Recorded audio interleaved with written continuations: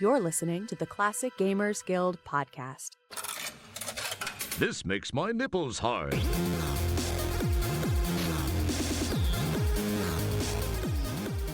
Welcome back to the Classic Gamers Guild podcast. Today, Paul and I are mixing together a few different genres, and not just genres of games, genres of subject of interest. So we're going to mix Jungian archetypes.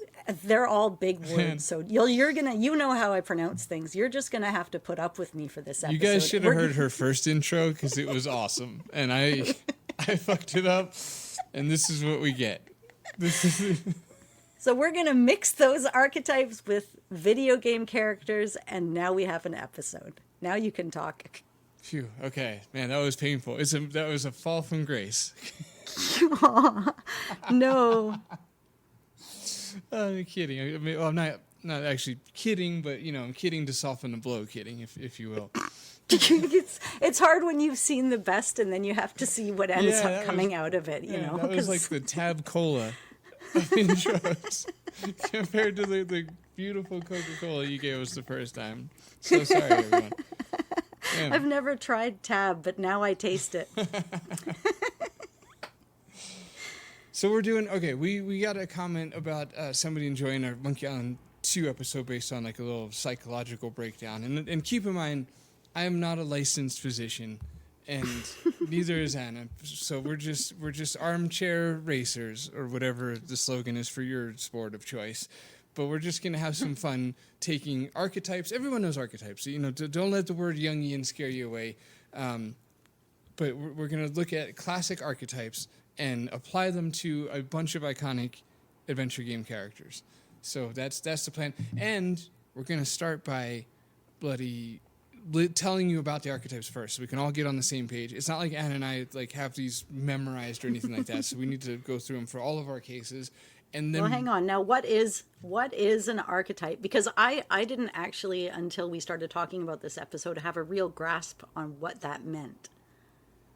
Oh, okay. So we should go a step back before. At least for me too. I think we need it for all of us. Okay. Well, hey, you tell us, since you just did the description of it. Give us Sure. a more clinical answer than my 4-minute bumbling one would be.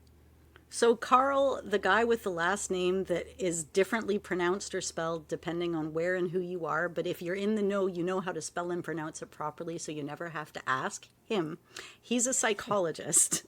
And he was like, deep inside of us, there are these shared symbols. Ooh. There's these shared symbols or archetypes. And we see them. We see them in myths. We see them in dreams. We even see them in video games. They're kind of like, they're like the building blocks of the stories that we're telling and how we can relate to the characters.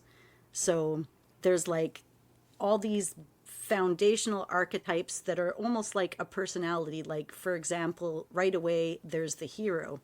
So if you think of the hero from Quest for Glory, as of course I'd bring him up, he embarks on a journey, or she, faces trials and transforms. Like, there's got to be a little bit of all of that. You can't just come in and not change too, right? You have to have a journey that brings you to where you are. And that would be like an archetype on the foundation of archetypes.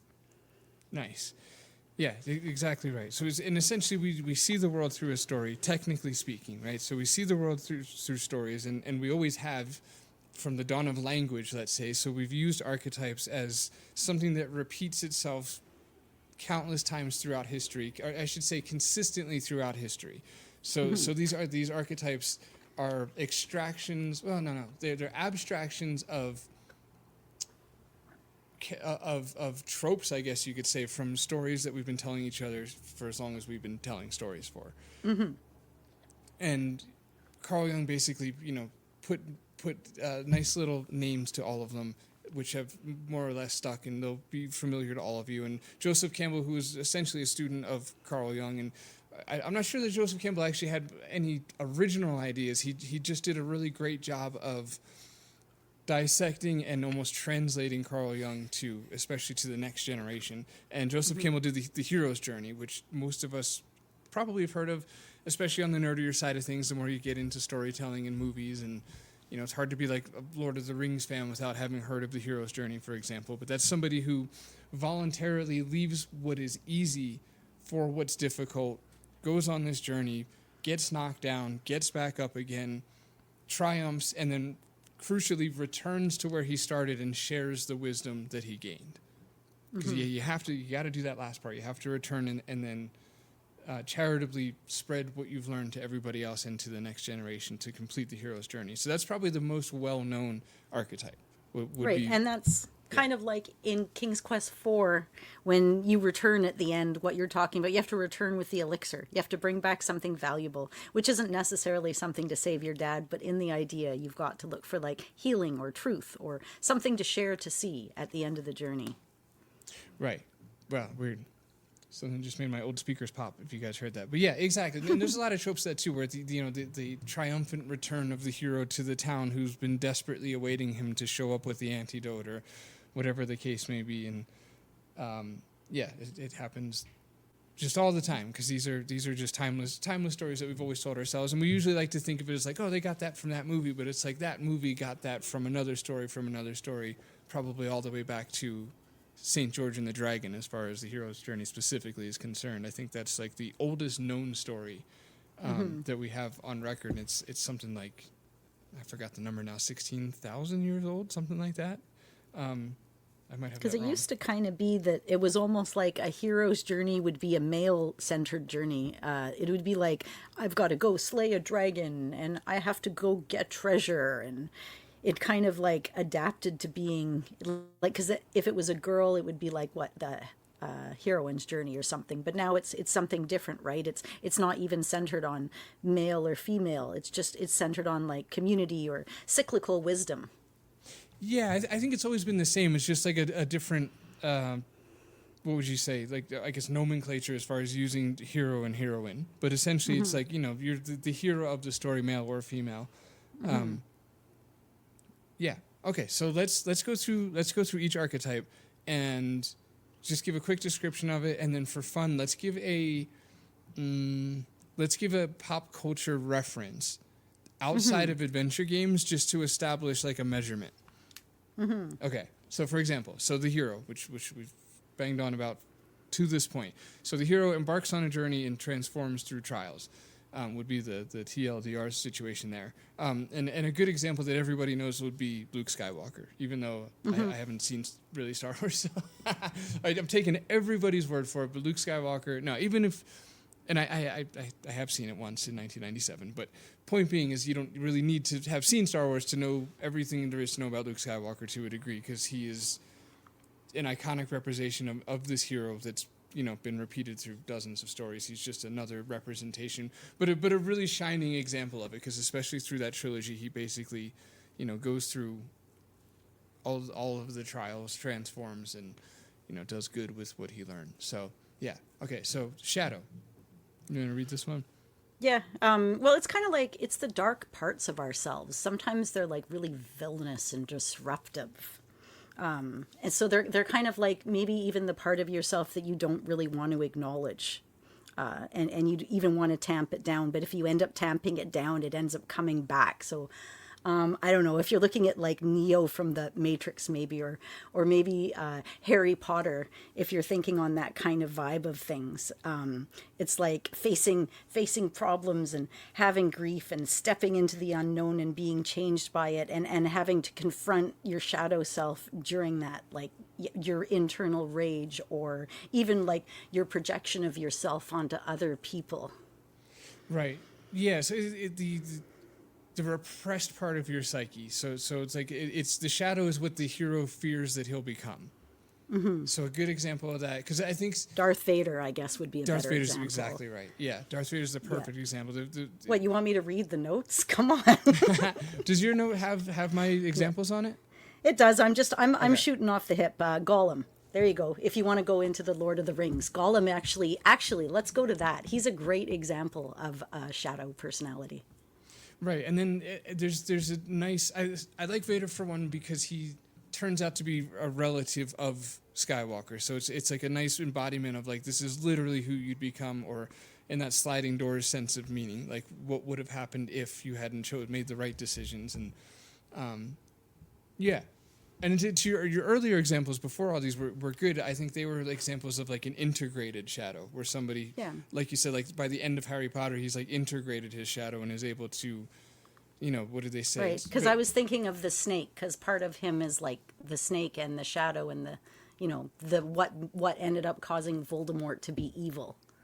Yeah, that's perfect for an integrated shadow, where it's like it's better to have a sword and know how to use it than to not have one at all. Like, So you're meaning like that have absolutely no sort of acknowledgement of your own shadow, like the Joker maybe. The Joker would be actually let me stick with that. To have no acknowledgement of your own shadow. I'm not sure archetypically where to go with that. Mm-hmm. Having no acknowledgement of your own shadow is most of people in society at all times. Because shadow work is hard. Like you're having to face things about yourself that you can't stand. Essentially, it's really difficult. Well, he only kind of exists because we created him, and he's like the idea of everything we've ever repressed and denied as a society. Who's he? The Joker. Because if society keeps pretending it's okay, and then rejecting the fact that the idea itself is insane, because that's what he is. He's insanity itself. See, I see Joker more as like the trickster, like an agent of chaos, than a shadow, because he has this playful side to him, and that's where I'm contending with why I'm fighting what you're saying a little bit. Because I agree, but then the temptation is to just take every villain and call every villain the shadow, because they do dark shit. But I think there's more to the Joker than just like this dark side and power domination sort of situation. I think he's got this superfluous playfulness that a villain doesn't need to have that makes him this agent of chaos. And here we could just, I guess, carry this on to the next one, which is the trickster. So the trickster is an agent of chaos and subversion. He exposes flaws in the system, which actually is, I think, a point you just made a second ago too, as far as the Joker. So somebody who, I guess I'm really stuck on the agent of chaos factor with someone like the Joker. Loki's another. Well, that's like one. Loki. Yeah, I was gonna say he's the trickster in the way that I keep coming back to Joker being the shadow, because if the shadows does not, like, if you deny your shadow, Joker is the chaos that assumes, or that ends up being the thing. But if you're the trickster, then your chaos is disrupting and revealing and evolving systems. I think there's a heroic and a shadow element to the trickster. For example, I think that the Joker and Loki are both shadowy sides of tricksters, because they generally do bad things. Obviously, Loki's has character arcs and stuff like that, as opposed to the Joker, who's just always bad. But assuming Loki's usually bad, same with Joker. They're more on like the darker side of trickster. But then there's a heroic side of tricksters too, like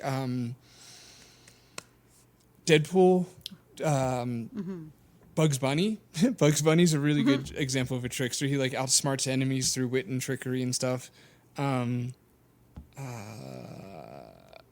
The Cat in the Hat. There's a really good one, and the Thing 1 and Thing 2. Yeah, they bring disorder, but they still teach subtle life lessons. Jack Sparrow. He's very chaotic and unpredictable, but like oddly moral at the same time. So yeah, I guess the point being is that within the trickster category, you've got the Joker and Loki, but you've also got... The Mask and Jim Carrey itself as a character. Right. Right, but that's a decent little like hero and shadow study there, integration-wise. Same with the Hulk, I guess, to a degree. Like Smart Hulk is the integrated shadow. Long story short. Don't worry, we are going to bring this into adventure games. I swear to you all. They're probably just relieved to not hear some of the same characters over again. No, that's a great example of integrated shadow. Would be Smart Hulk, right, where he stays in Hulk all the time because he's got control over his dark side. That's the perfect representation of that. Okay, next archetype. Interesting. So then, what would Jekyll and Hyde be? They're completely splintered. So Jekyll and Hyde, I think that's like, again, anybody that just hasn't acknowledge their shadowy dark side and the things that they're capable of. Now, here's something y'all might find interesting on the different points of view we have coming into this. I grew up in a house of psychology with these kinds of books and ideas as part of the framework of my upbringing, but I never studied deeper into it. But it was sort of the framework of everything that I was. And for Paul, I don't mean to speak for you, but from what I see, I don't know how much of it you were involved with growing up, but I see you've gone a lot deeper into it. You've read a lot of the books, you've studied a lot about the archetypes, and you've put a lot of real thought into it, especially maybe over the last 5 years. So both of us maybe are coming at all of this with different points of view, which I find pretty fascinating.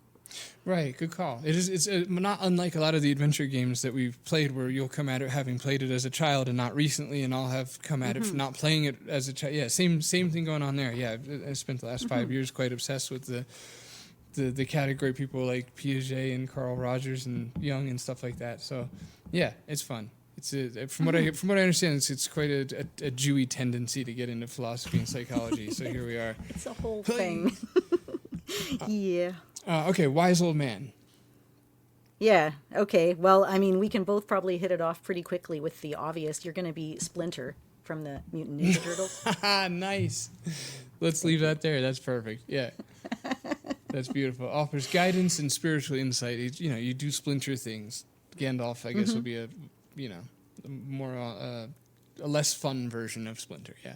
He's like Mr. Miyagi, maybe. He's all about like self-control and humility and inner peace over aggression and all of those kind of martial arts philosophies. Yes, good call, Miyagi. I have absolutely nothing else. We'll swiftly move on to the next one, which is the anima or animus,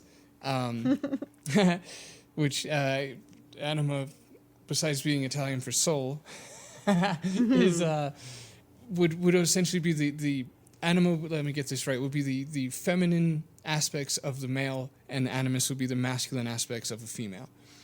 So it's your inner opposite, a guide to emotional or spiritual wholeness. And I only have one example for this, and I really like it, which is Trinity from The Matrix. That's actually a good one. I don't appreciate the way you said actually, but thank you otherwise, yeah. Thank you. But yeah, that's exactly it. That's kind of like it's like it's your gendered opposite, right? It's who okay, but it is, but expanded to that is a spirit guide. Right.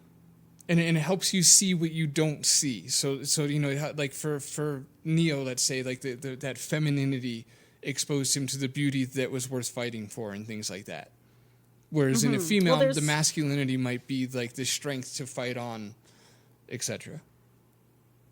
If you're looking at like, let's see, integrated wisdom, somebody like Lisa Simpson, I like the cartoon stuff, is who I was thinking about when I was looking over the list early, because she's a transformative force. She's super wise. She's young, but wiser than you, wiser than me, wiser than any other animal you'd meet. There's a wisdom and a creative spark. Kind of like Jean-Luc Picard or something. Yeah, I guess there's probably an argument that in certain episodes she plays the spirit guide to Bart, in a sense. Like, kind of tries to guide him to what's right or whatever. Because I really think... there's different... What about anima? Like, there's, like, love, isn't there? If you're looking at anima, like, if you look at, I don't know, Jessica Rabbit. See, that's good. Because you need... I guess my issue with Lisa is you need a counterpart. You need what they're opposite to. And Jessica is in a, I don't know that. She's like pure seduction. You could do, I don't know, Pamela Anderson in Baywatch, maybe, if you want to throw up the. I never saw Baywatch, but she would have to have been the opposite to Hasselhoff. You know what I mean? Like, yeah, she was only in anima is so tricky. I researched this more than anything else this morning, because it's like it's hard to break it down into one section, because there's so many different. There's like emotional, or there's like integrated, or wisdom based. This one really played with my head a lot. Right. Well, I guess we could expand it to characters. For example, male characters that have like a feminine grace about them, or female characters that have an integrated masculinity. Which that shouldn't be hard. That Mel Gibson movie, right? What Women Want. I've absolutely never seen that. It's where he ends up, he's like a super sexist dude, so he ends up having to like he had to like shave his or wax his legs and go through all the female stuff and dress like a woman, or like Shallow Hal, but in a different kind of way. I'm giving you nothing there. I'm sorry, because I haven't seen him. Right. No, and if other people that are listening maybe will go, yeah, maybe that. Right, exactly. I heard them just now do it. 2 of them in the back there. Robin Williams in The Birdcage. Maybe.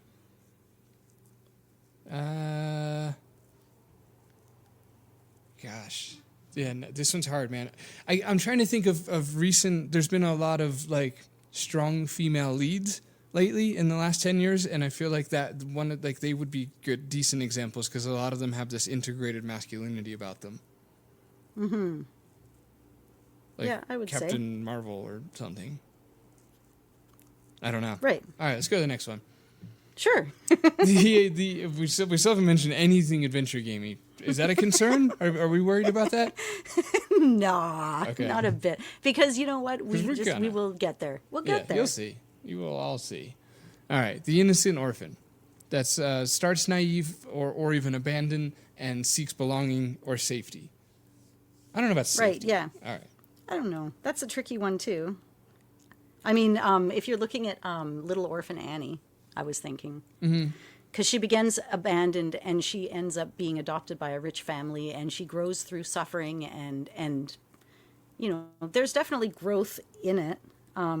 Or like even back to, okay, let me put Harry Potter here instead. Yeah. Innocent and abandoned, had to grow up in a cupboard his whole life, had to get discovered and being brought to a magic school. My other one I was thinking was Lucy from the Narnia books, because I just finished reading them again recently. She's innocent, belief in magic. She ends up opening a door to another world, and she even leads her siblings there. Yeah. Afterwards, like it's really got this whole and the other one that I was thinking, I was 11 in Stranger Things, and I love that.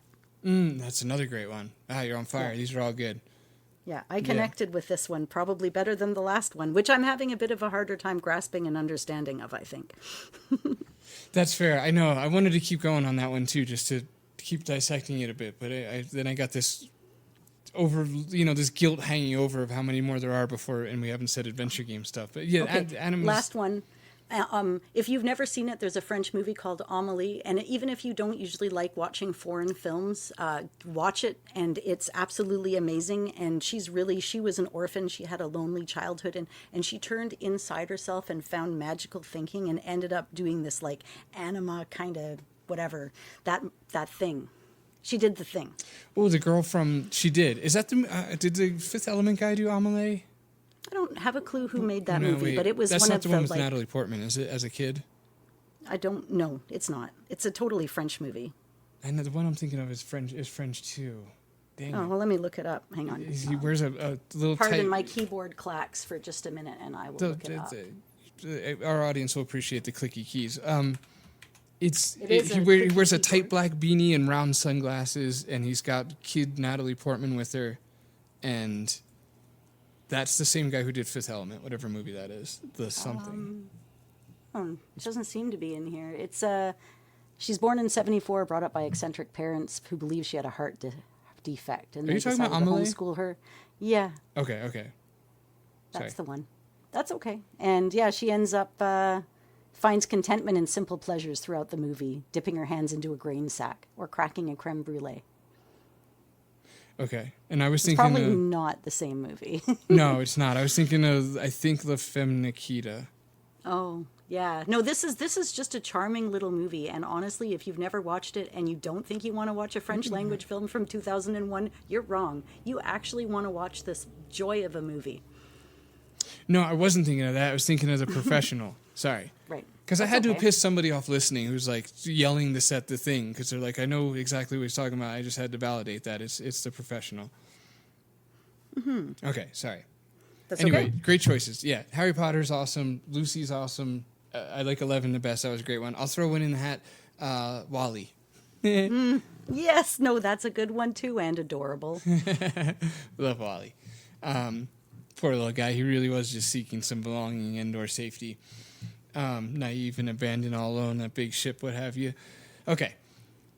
The part of me still is very tempted to go back into animus stuff. By the know way. that was interesting. If anybody wants to see us get into it, send us a message and ask for that, and maybe we'll throw it up on Patreon sometimes. We'll get into it. Archetypes. Yeah, exactly. It's a good call. Okay, the creator/mystic seeks meaning or visionary insight, often detached from the ego. I'm just going to say this is Yoda. This is Yoda territory. Star Wars is in part so successful because of how traditional they went with all the archetypes. It's like these stories are... I believe that they are instinctively ingrained in us to a degree. I think that's basically an essential argument for archetypes, is that they're ingrained in our DNA. Like our species have been telling stories for so long based on these fundamental pillars of archetypes that when we see a story like Star Wars that has the hero and the shadow and the mystic and just the hitting like nail on the head, it feels so good and so satisfying and so, I don't know, like so deeply resonating because it is based off of of these archetypes. So it's no wonder that Star Wars has undiluted archetypes in them. Oh gosh, yeah. I mean, and then that's what made the movie work so well as it did, because it cleared it up pretty strategically. Right. And for me on this one, the one that came to mind as soon as I started researching it was Willy Wonka, because he's absolutely he's right out of there. He's completely detached from the world. He's trying to find his own. He's a chaotic creator of something entirely different from anything else you'd see anywhere else in the world. I don't disagree. I think he's like 50-50 though. I think he's like the visionary insight part is 100% Willy Wonka, but I think the other huge part of him is trickster. Mm-hmm. And he's a mix. The trickster's my favorite. I think I relate the most to trickster, so I might have like a bias or proclivity to force people in this category. So call me on it if I do. But just Q that agent of chaos. From Star Trek, he would be the agent of chaos. If you don't watch Star Trek, but you know Q at all? Which one was he? I used to watch Next Generation. He's from the Next Generation, and he would show up randomly and like just appear out of nowhere and put chaos into Jean-Luc's and everybody's lives, as if you're like, this dude's obsessed with you, Captain. Like it was a whole thing. But he was like that, but he was a mystic seeking deeper meaning or truth too. He was a mix of the two. Right. Yeah. He's the unpredictable side of creation. Right. It's interesting, too, because tricksters, this agent of chaos mentality seems to lead into creation in general, because chaos from a Jungian perspective is feminine because it's creative. Anything creative. And why is creative feminine? Because creating life is feminine. So but it is interesting that in the act, like in the subsidiary of creating chaos, you end up creating life at the same time.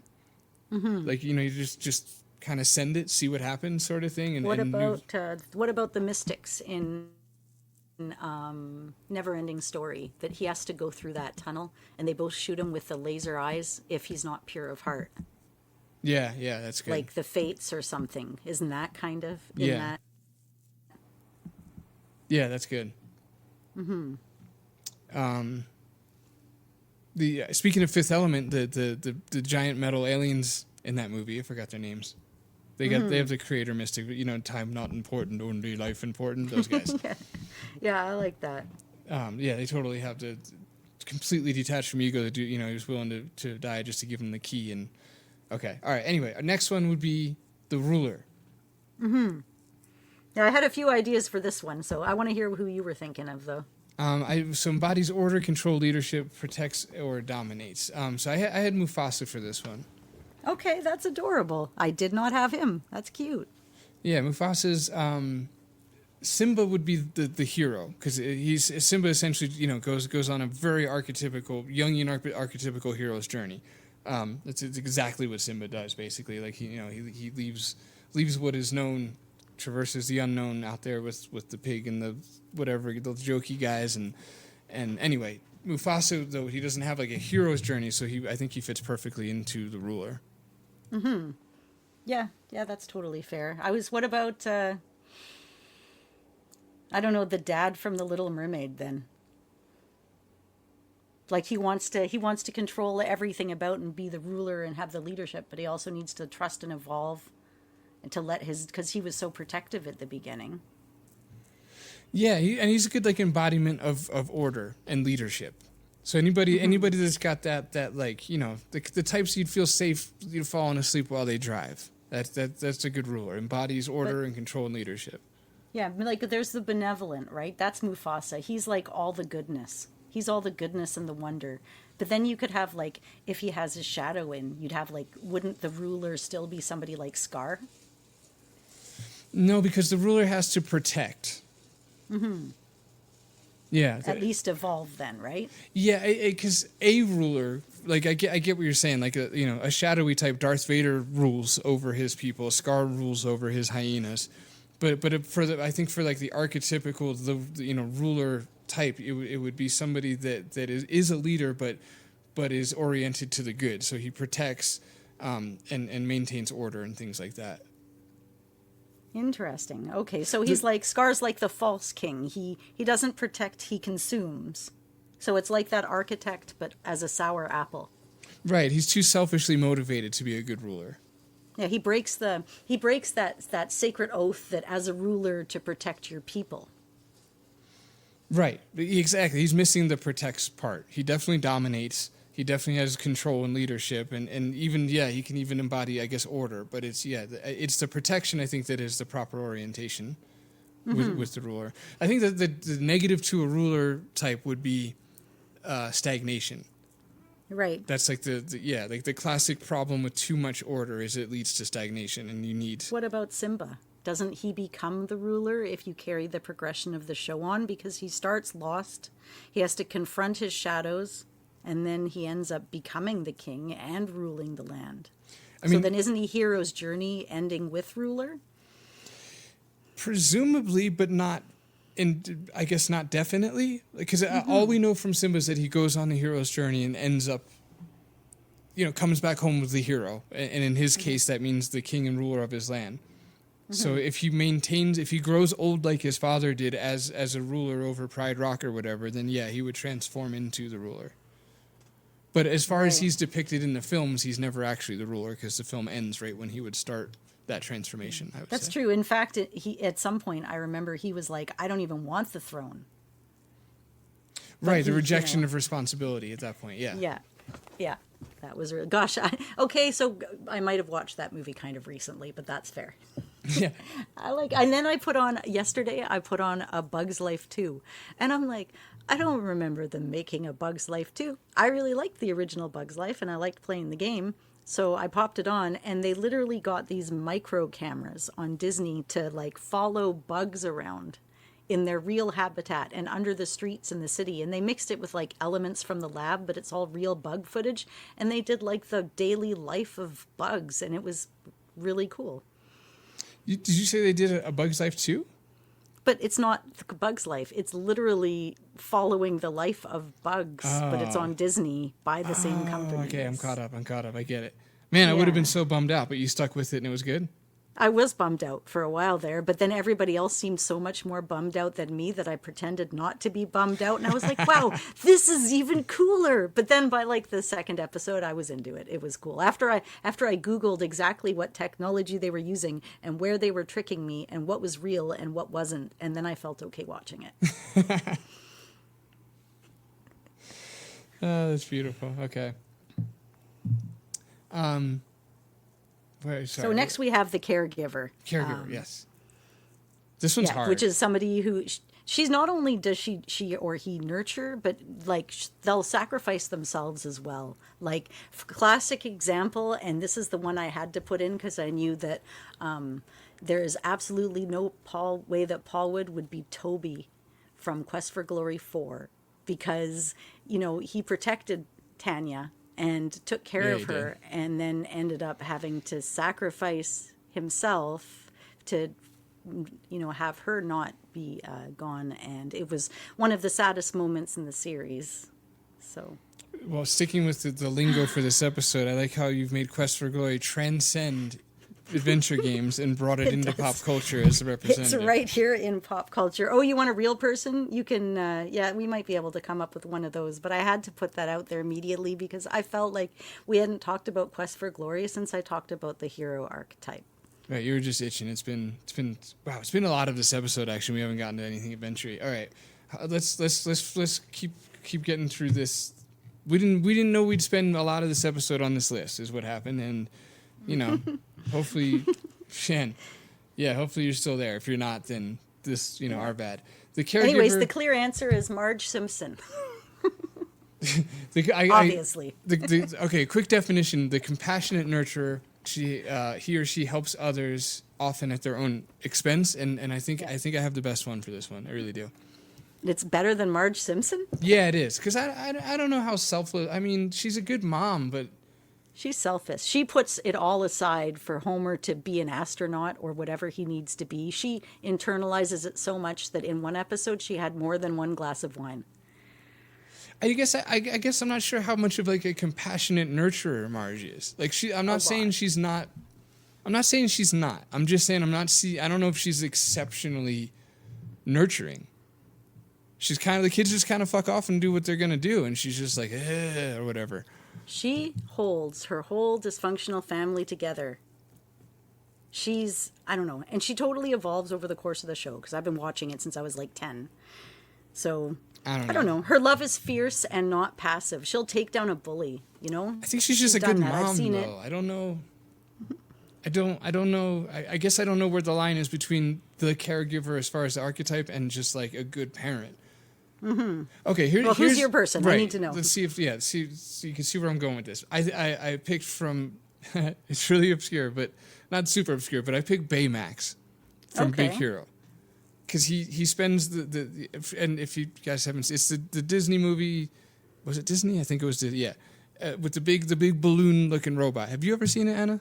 Mm-mm. Okay, he spends his role is to protect the kid through it. So he's like this sidekick along an adventure, who's nurturing and selflessly protecting the kid at all costs at every turn. Mm-hmm. That's a good one. Or do you want me to argue with it? No, I'm okay with it. It's totally good. Now I'm really stuck on the difference between a caregiver and a mom. Well, it's just for Marge, I think her caregiving is her entire identity. She's not just a good parent. To be a parent, being a parent doesn't have to be everything. She cares for her family, even though they totally don't care at all for her. She organizes, what else? She organizes her whole church. She's not role bound. She's an internal, it's more symbolic. I think the idea of Marge as a caregiver is the symbolic. You can see yourself in Marge as the caregiver and the nurturer. I know why I reject her as the answer. Sorry, I know you were going for the opposite there. Yeah. Okay, hear me out though. I think it's because the caregiver should be a nurturer and caregiver and all of these things we're mentioning to anyone in need, to anyone. So I think the difference between a good parent, let's say, and the caregiver archetype is the parental. It's not bound by a parental role. Mm-hmm. Does that make sense? Like Marge is the way she is with her own children, as she should be.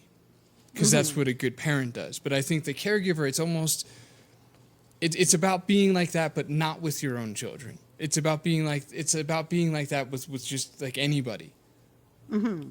Well, she's the eternal nurturer. She'll nurture anyone. It's not even just her children because she has to. Her identity is her role for her parents. She'll nurture you. She'll nurture the church. She'll nurture Bumblebee Man because he has no place to live. It's just her identity as the caregiver. Okay. Oh, what about Mother Teresa? She's one of my favorite fictional characters. Yeah, I love her. Wasn't she great in that show? Oh my God. What was that show called? Like CNN or something weird like that? Something like that. All right. That's good. Like I'm just gonna we're gonna give you Marge because one time she took care of B Guy. so I guess She did. All right, the next is the Seeker, which is not just a position you play when you're playing Quidditch. I was waiting the whole episode to say that. Wow, Jesus Christ. Okay, well done. I wish I played Quidditch to have your back on that. You know, I don't. It sounds Canadian. It's a Harry Potter reference. Oh, okay. You have to have the Seeker, and because he has to seek the actual flying. Well, good. That landed with tons of people that Sure were it listening. did. I promise. We can't hear them, but they enjoyed it. I know they did. I'm gonna watch this movie someday. So the Seeker is essentially a restless soul. She's trying to chase a personal truth, or they're trying to find something that they're missing in their life. They're seeking. They're restless. They wouldn't be content where they are. They can't stay in that damn small town any longer. They are adventurers. This is your peak adventure. And last episode, the most adventurous adventure game, we concluded that Indiana Jones and the Fate of Atlantis was the most adventurous adventure game, and maybe it's because the protagonist of that game, his archetype is the Seeker. Mm-hmm. Indiana Jones is a restless explorer chasing truth, freedom, or identity. To the T. Now, I had a question for you about this one because you know stuff. I had a few examples, but I had another one in a gray area, and I wanted to ask you, who would Edward Scissorhands be? Oof. Give me a quick recap. I saw that in the 90s. He was very innocently, but he was adopted in, but he was essentially created, and his hands were only scissors, and he was kept away from people, but he kind of gets out and he escapes and he goes out into real life and has to discover who he is, in the meantime being mocked and scared and saddened. I mean, it was a terribly tragic movie. All in. So, because the first part of that explanation sounds like a hero's journey. So he leaves the comfort of his orphanage. Not saying that it was like an ideal situation, but it was comfortable. He leaves what is comfortable voluntarily. It embarks on an adventure or a journey of exploration. His person, yeah. Right, falls down, and then I'm assuming by the end of the movie, at some point, he gets back up. No, not really. Oh, it's a Tim Burton movie, right? Yeah. It's like you want to talk about Coraline, right? Where does she fit there? She's not one of mine, but right along the same. I don't know if you've seen that one. But that I've seen like 100 times. That was Strummer's favorite movie, making him a very creepy child. She wants attention, she wants control, and she does end up kind of transforming into a truth seeker by the end in a kind of a better way, but still very Tim Burton-like. But she at least completes the arc, right? She does come good. What happens to Scissorhands? I can't remember. I think doesn't he die? Has a big battle, and let me do another Google. Okay, you do another Google. I'm going to quickly read the lover. Say your thing. The lover desires connection, passion, or emotional unity. An example of that would be Romeo, from Romeo and Juliet. We'll just leave that one there because that doesn't sound like a fun one to dive into. And we still haven't mentioned adventure games. It's been a concerning amount of time. He didn't die. That's not bad. He didn't die. Go on. Okay. Realizing he can never return to the neighborhood, he tells Kim goodbye. Kim kisses him and tells him she loves him. She tells the townspeople that he is dead so he can live in the mansion in peace and not be bothered anymore. But that, I don't know if that's growth. Right. It sounds like a deconstruction of the hero's journey. Yeah. All right. Okay. Well, we did the lover quickly because it's no fun. It's Romeo, desires connection, passion, emotional unity. It's, I was just to say my example very quickly for that was Ash Ketchum from Pokemon. Okay. He seeks mastery, but he's always discovering. He's never done evolving. It's also Pokemon, right? But that's that journey. Okay. Of the seeker. I mean, restless soul. Okay. I like cartoons. What can I say? I spend a lot of time. I didn't mean to sound so pleased off on that, but I don't know.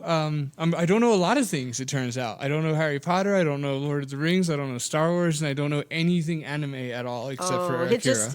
Ash never gets where he's going, even though he wins everything. He always goes to new places and new people. He's driven by curiosity of everything. I've watched so much Pokemon because of my kids. I'm sorry.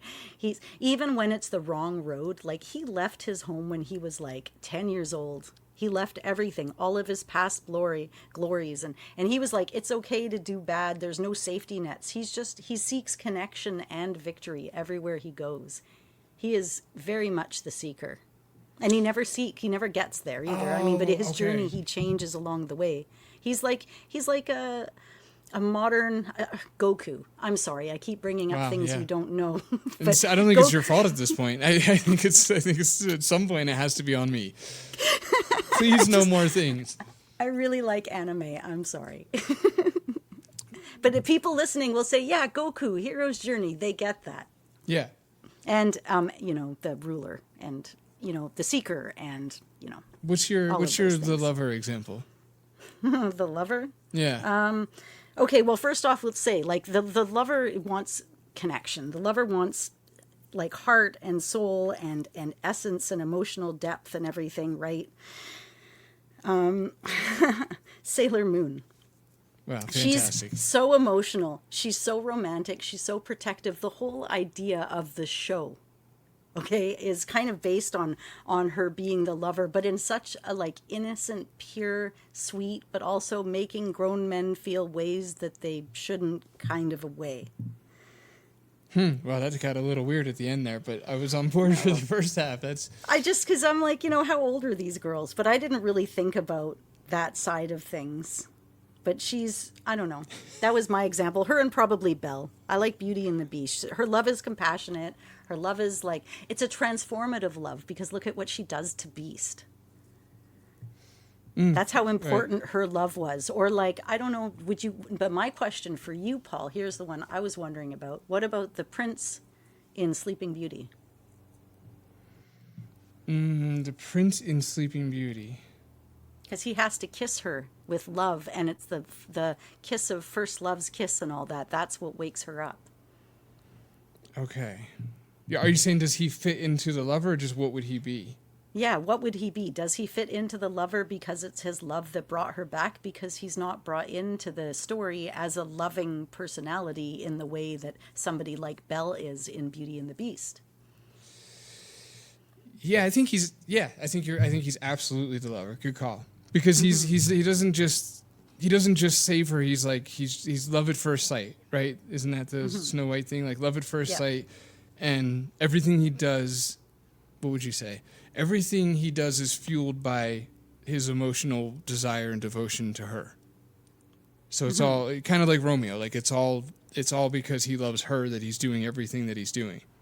Right, which can sometimes end tragically.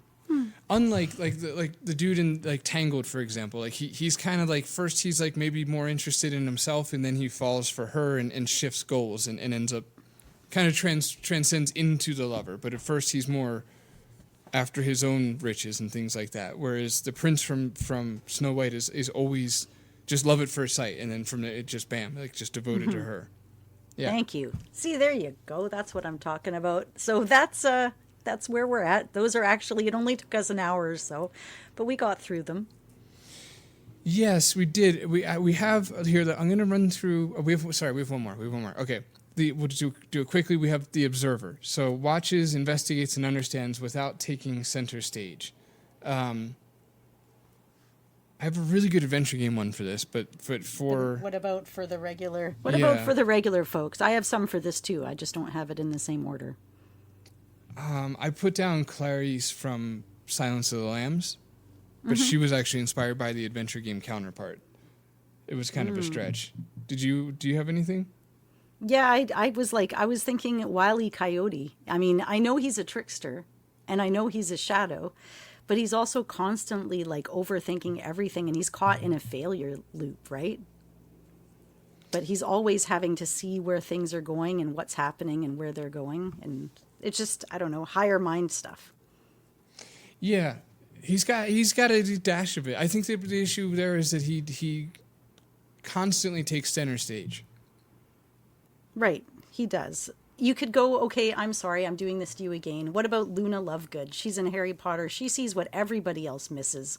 She's got this like quiet wisdom, but and like everybody always dismisses her, but she's got all these deep, deep layers. Sorry, what was her name? Luna what? Luna Lovegood. Lovegood. What's she Whatever. from? Yeah, it's Lovegood, I think. She's in Harry Potter. Dang it, I don't know Harry Potter either. I know. I'm sorry. But that's for the people that do know, they can be like, yeah, because Paul doesn't know, he can't argue with her. So what she's saying makes perfect sense. Right. But she's the mystic. She's connected to like, I don't know, death and... Well, wait, is she the mystic or is she the observer? She believes... I can still argue it. You can. She watches everything, okay? She sees the truths, and everything is non-linear. She doesn't analyze. She's not like, she is intuitive. She's not just observant. She sees through illusion. But I think she's also a mystic, and maybe even the seeker a little bit too. I think a good fallback for the observer would be to go by detectives. Mm-hmm. Like Sherlock Holmes or Nancy Drew would be, I think they'd be observers. Because investigative types are usually, what's the definition? Watches, investigates, and understands without taking center stage. No, you're right. Nancy Drew's one of my video game examples, so you're right. Oh, she counts as one, right? Good call. Yeah.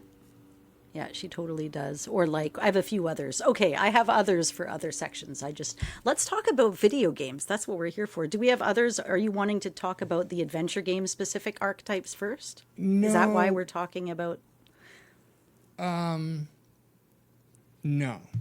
Just because we spent so much time on that, let's just move to the adventure game stuff. Yeah. Because it's been, I feel bad for everyone if they're still here. I think they might be. Well, kind of what we're going to do, as far as I can see, is we've taken all of them and we've already broken them down. We don't need to go through them all and classify them. We're just going to talk about a bunch of different video game characters and kind of bicker gently back and forth as to what we think they are and where they kind of sit. Which really sounds like a lot of fun to me. I'm into that. Man, yeah, that sounds like right. That was adorable. We're just gonna bicker gently. That's how Canadians bicker. Right. It's just good. Thank you. I was just gonna say that's a Canadian fight. Just let me have a shot of maple syrup here, and I'll be ready to go. All right. Okay. All right. So here's what we'll do. Let's just run through a ton of adventure game characters and see what they are. Let's start with in the beginning. There was King Graham. Well, I mean, you would assume he's probably a leader. Right, so we'd have to give him he would be the ruler or the hero. I think he would be the hero and then the He's ruler. a hero but emerging ruler, kind of Right. like he faces a transformation over time. Ooh, he's like what you proposed for Simba. But in his case we got to see what happened once he became king. Right, because Yeah. he's not even ruling by blood, he's ruling by virtue. He's kind of like he's grounded with suffering he endured, but then he's willing to go on quests himself rather than delegate. And that's like a ruler trait to me. He leads by example. He's not commanding over people like Scar would or something. He always would choose mercy over like vengeance. And he totally accepts the burdens of leadership. And it's like a dignified acceptance. But later in the games a little bit, he becomes more of like a protector and caregiver. And then, I don't know, have you played the remake from 2015 yet? No, I don't know a lot I about haven't. it, but I was looking at what his story arc was because I wasn't sure where he ended up. And if you accept it as canon, he kind of ends up being a sage, reflective and patient later on. I would say, okay, I'm gonna tell me what you think about this. I think he starts out as the hero, and he goes on a hero's journey, and that's what lends him the throne. And then he becomes the ruler, because the ruler doesn't have to necessarily be hands-on. It's essentially just embodying order, control, leadership, being protective. I think you were right earlier though with Scar, because I think because I think the ruler can can, instead of protect, can dominate. Mm-hmm. So that makes the ruler quite tricky, that it can go either way. But such as, being alive is messy. It's not. It's purposely not so simple. Anyway, we'll stick with King Graham. So I think he starts out as a hero. He goes on a hero's journey. Then when we get to King's Quest 3 and 4, I think he plays the role of the ruler, where he's just, the safe, comfortable leader of Daventry. And then we get into King's Quest 5, where I think he becomes the hero again, essentially. Well, yeah, he has to be willing to take it all on, right? Yeah, because later on, he like, as I said, he becomes the protector as his children start going out. Like in King's Quest 4, he's not even at all the ruler. He's completely like laid up, and Rosella has to take on the quest. So she's like, he's symbolically almost passing the archetype torch to her and saying, right now, I can't be this. I need you to figure out how to learn to be this. Right. He's like a placeholder for a ruler in that moment because he's in bed sick. Yeah, that's a good point. Well, okay, so I'll still stick with vaguely. Starts out as a hero, becomes the ruler, becomes the hero again because he has to go out in King's Quest 5. And that's a trope that we see. I think it happened in Star Wars where like they have to go back out again and have another adventure. And then I think, I'm just completely speculating, but I think that the 2015 Odd Gentleman remakes would be, he plays like the wise old man. Yeah, he's like, he's passing on he's patient, and he's like... offering guidance and... Yeah, he's the wise man, the elderly man that has the wisdom that you now need to respect because he's been there and done that. And if you listen, maybe you can go there and do it too. Yeah. And learn from his mistakes. Which makes me laugh. I was thinking of Herman Toothrot. He's a good, almost antithesis to the wise old man. The very irreverent wise old man. I like that. Well, if we're going to talk about Graham, we should probably mention at least his daughter. Yes, good call. Okay, Rosella, what do you think? Well, I mean, she's really brave and vulnerable, and she was sent on, like... I almost put her in, like... She's like a seeker. I don't know. She's a caregiver, but she was not dependent on her father because he passes the torch on to her. And it's hard because she's so different. Like in the 4, she's almost like a heroine and a caregiver, and she's out there seeking and doing stuff. And then by the time you get to 7, she's an independent woman looking for adventure, and she's a lover. She's not really the heroine so much anymore. And then, she's a future ruler though, because she's got like a legacy of a symbolic role. So she's dealt with all these things like death and decay and curses and wishes, and she has to find her compassion and how to be assertive. So I don't know. She's the heroine, I guess, the hero.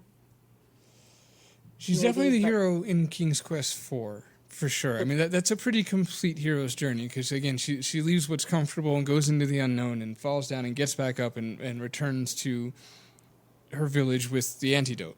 Kind of like the exact example we laid out at the beginning of the episode. So, she's definitely the hero in King's Quest 4, embodying the hero's journey to be more specific. But what does she do in 7? Like, I've not played 7. Why does she leave home in 7?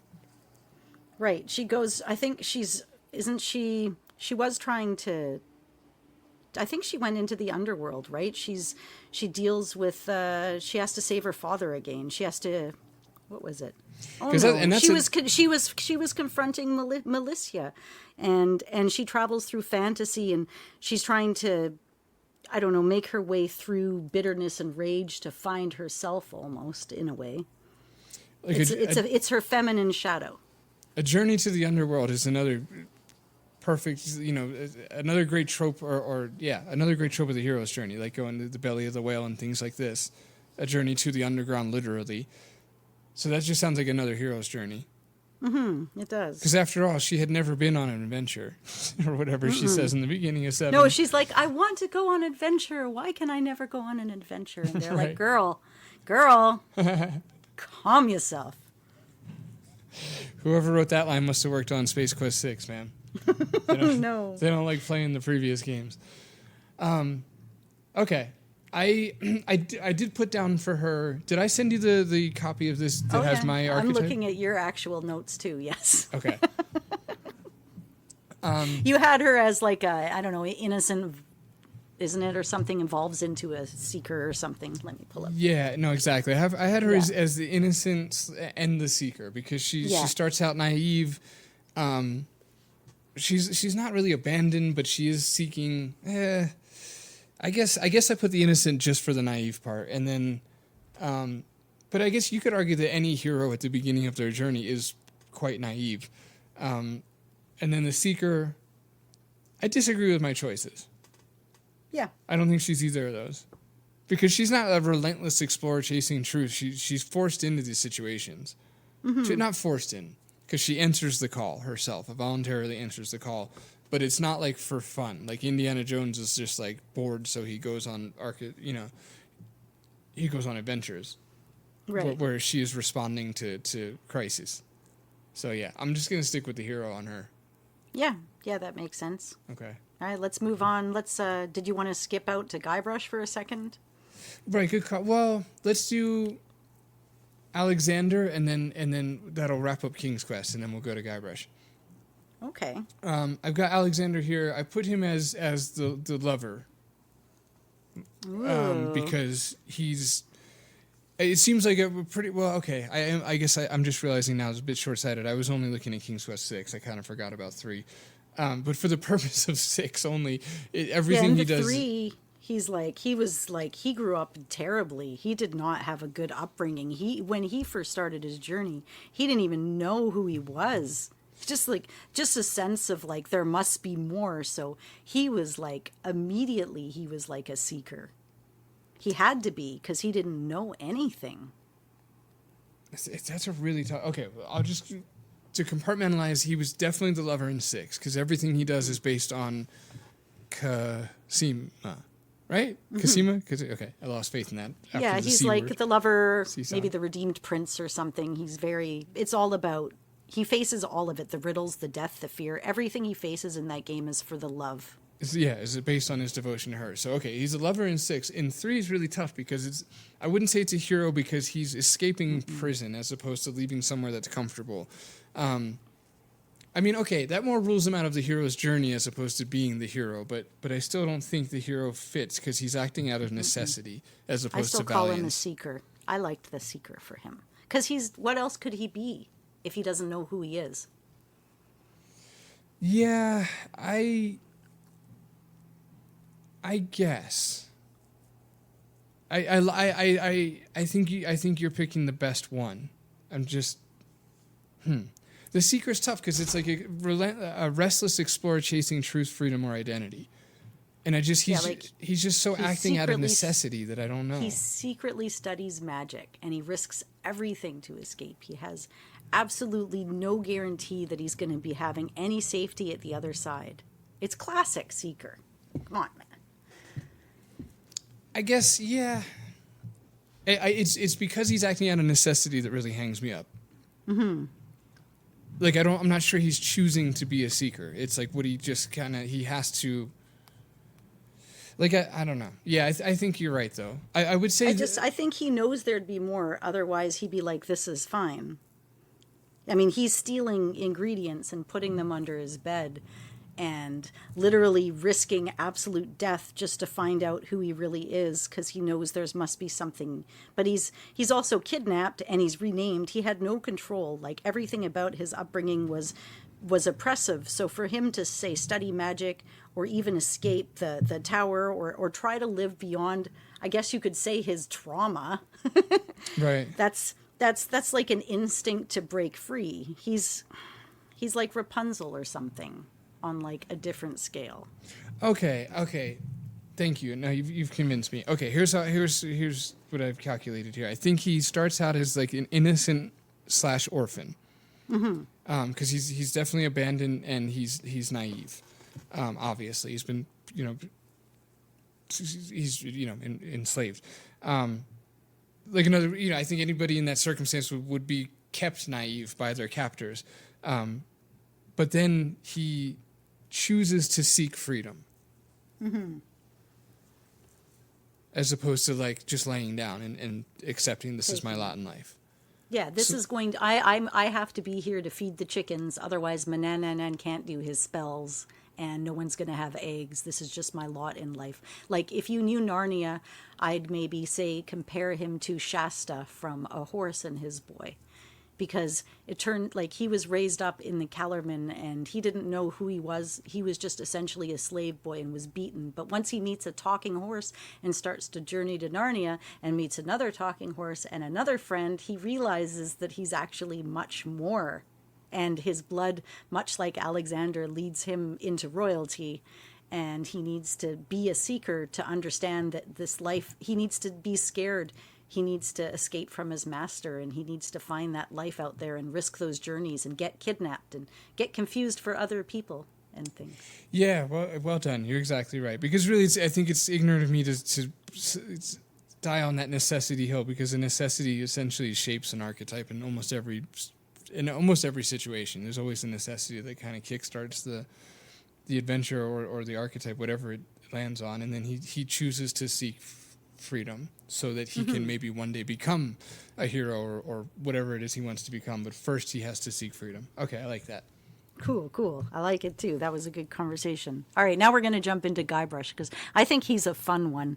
I mean, immediately my brain was like, this dude's a trickster. Because especially in Monkey Island too, I'm like, what an absolute 100% trickster. And I don't think that his journey follows exactly the same as, say, Roger Wilco, who we'll talk about in a different way, because in some ways they're both reluctant heroes. Right. You're exactly right. But yeah, he definitely wants to prove himself. He's using his wit instead of weapons. It happens right in the very beginning. He's insult sword fighting. He's not stabbing anybody. He's hurting their feelings. But he's always underestimated, and he's entirely self-aware, which is interesting, right? That self-aware kind of fourth wall breaking humor. He literally fucks up the whole world around him just by being himself. Right. Yeah, you're right. You're making me realize that he is more of a trickster than Roger is, because he is intentionally. Roger's right. A bit of like the hapless. He's no, he's not even more of a trickster. It's just funny things happen to him kind of guy.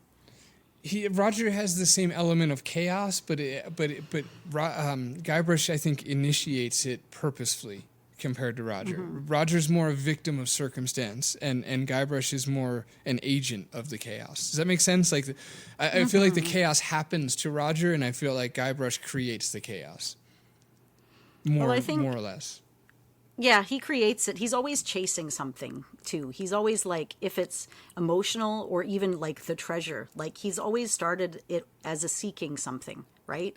Every single time he wants to prove himself. He doesn't even know why, I think he wants to know the secret of Monkey Island anymore and why he keeps having to come up against LeChuck and all this stuff. He just knows he can't stop doing it. He's searching for something and it's absolutely insane, but he won't stop. So to me, he's a bit of a seeker. Yeah, that's true. I think his desire to be a pirate alone is a hell of a case for a seeker, because that's like the pirate's life is essentially the seeker. So if you want to become a pilot, then you're craving exploration and adventure and freedom, open seas. Like that's the whole embodiment of freedom itself and your identity. Because he embodies the whole idea. You know how everyone's like, oh my God, LeChuck, is that him? Now they're going to be like, oh my God, Guybrush was there? Like, think about the museum. Right. And if he actually had acknowledgement for all of his past things that he had done. Yeah, and you mentioned the fourth wall earlier, and that's what made me bring up Deadpool for an example of the trickster, because there's that irreverence, I guess, and just that agent of chaos. Maybe that's it. Breaking the fourth wall creates chaos purposefully with that kind of wry smile. I don't think Roger is without that element too, but I guess we're on Guybrush. I feel like we could do a whole episode just comparing these two. I've kind of always wanted to, because they're so interesting and similar. Let's do Roger right after him maybe, so we could bounce back and forth. I was just going to suggest let's do that. Okay. I'm gonna say for Guybrush, I'm gonna say trickster seeker. Yeah. For you nailed Yeah. it. When you said, yeah, thank you for that. I don't think I would have thought seeker, but being a pirate is to be a seeker. I mean, yeah. Yeah, that's kind of where I put him. And I don't know. I don't like if we're playing the newest one now. Right. And from what I see at the beginning, he's almost acting like the sage in a way, like a Yoda or something. He's like Wise old man? Yeah, like a wise old man. Because he's like, I've been through these adventures. These are the things that can happen. Now I'm passing it down onto you. So I don't think he ended up a hero per se, but I think he did end up a bit of like a guru or a wise person, or at least that's what it seems to be. Like, I haven't finished the game yet. He could end up and going into adventure. Maybe the whole game's not a story. I don't even know, but that's just what I see at the beginning. That's a great note for everybody listening who has finished the game. We're both more or less halfway through it, really roughly speaking. But right now he seems like he's gone from trickster seeker into wise old man. And anytime you have like a child on your lap and grays in your hair and you're telling stories of times past and lessons learned, that's wise old man territory. So yeah, and I agree with what you said too. I don't think he is the hero. I think he chooses to do the right thing when it boils down to it, but I don't think he's necessarily heroic. Mm-hmm. Like you could almost argue that there is an element of selfishness wanting to save who you love. Like, you know what I mean? It's not like... I don't want to save everybody. I want to save Elaine. Right, exactly. I'm walking a tightrope by calling that selfish. But you know what I mean? There is like a personal motivation. It's not like he's just saving an innocent village full of strangers. Yeah, I like that. So yeah, we'll stick with that. Guybrush, canonically, according to us, CGG canon is seeker/trickster. Now, I'm kind of excited to talk about Roger because this has got me to rethink some of it too, because I kind of like, obviously, and I think you probably felt the way, as he starts out definitely as the fool. He's not even like, nobody respects him. Nobody cares. It's like, it's the whole joke. He's literally surviving through dumb luck and timing at the beginning. He's like, you don't have to even be awesome to matter. You just have to show up. Yes. Yeah, exactly. Exactly right. And now I don't know where you took him from that. He still has trickster energy to me.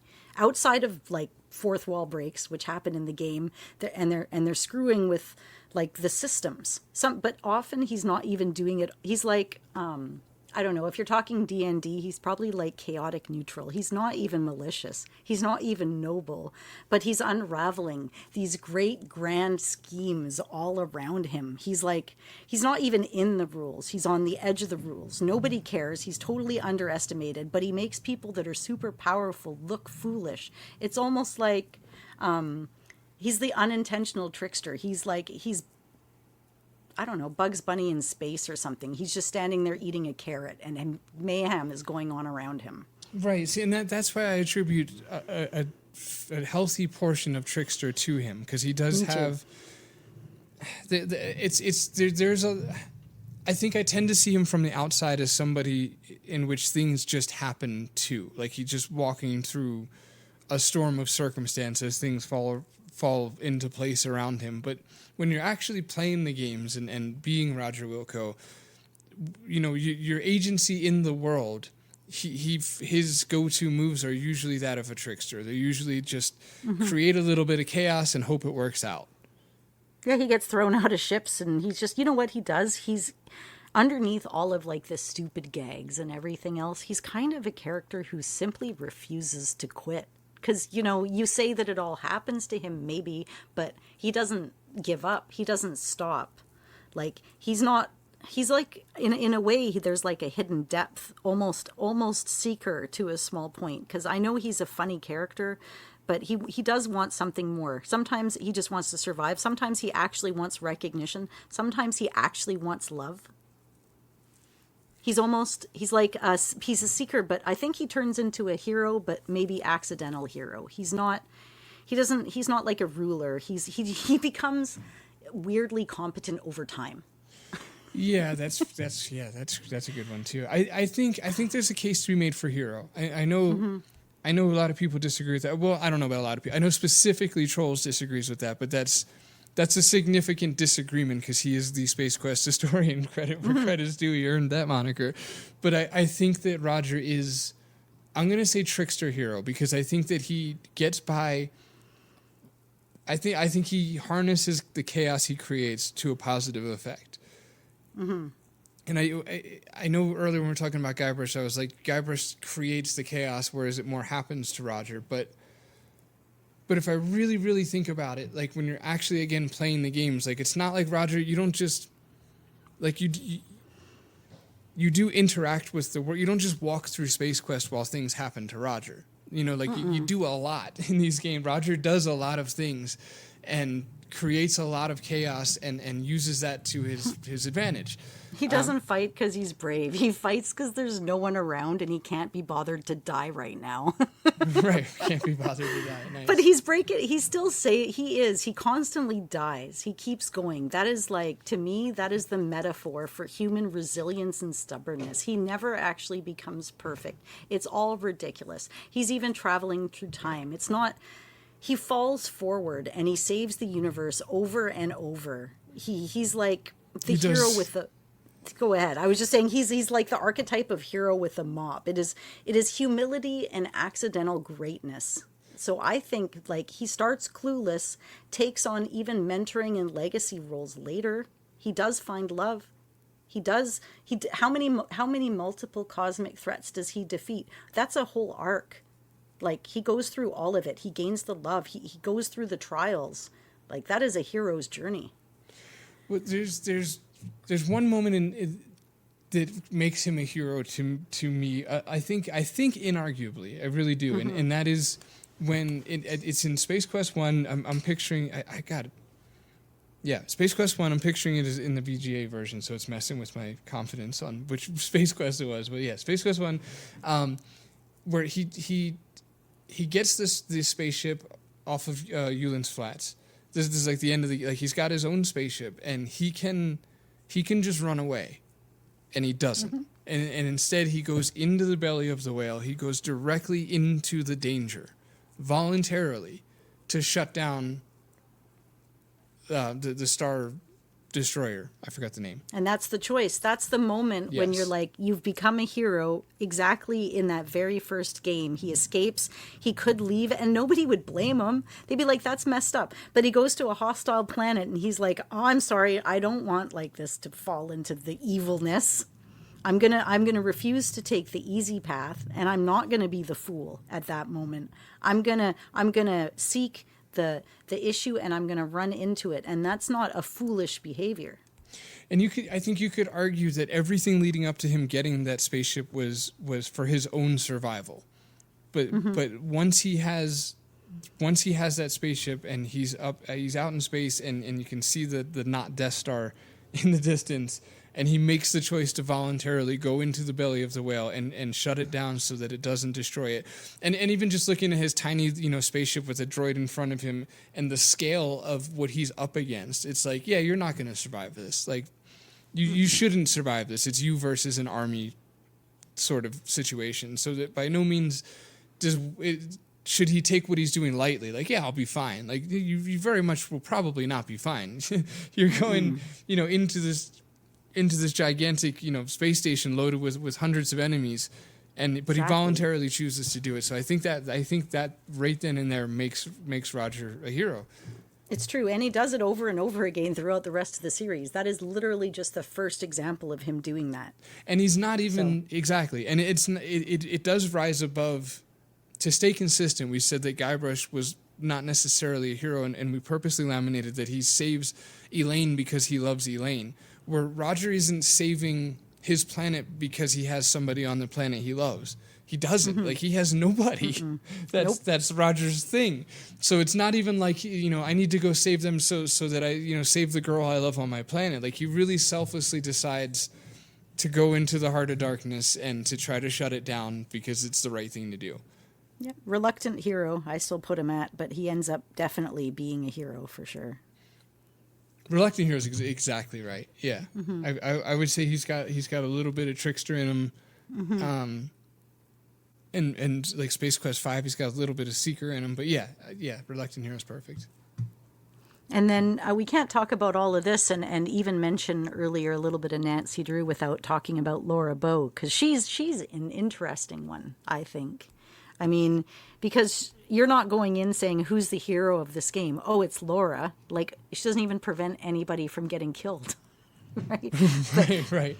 But I will tell you, she's the observer for sure. Like, Yeah. she's not doing any fighting. She's watching, she's listening, she's investigating. It's all like the whole idea of the series is she's an invisible witness to other people's secrets and lies and crimes.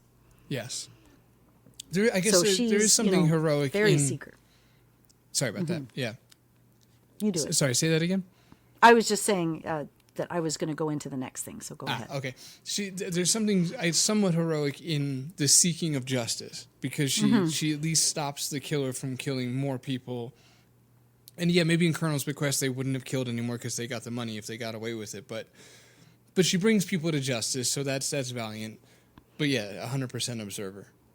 Oh, yeah. So much so that it was hard to come up with anybody that wasn't Lara Bow for the pop culture part of the show.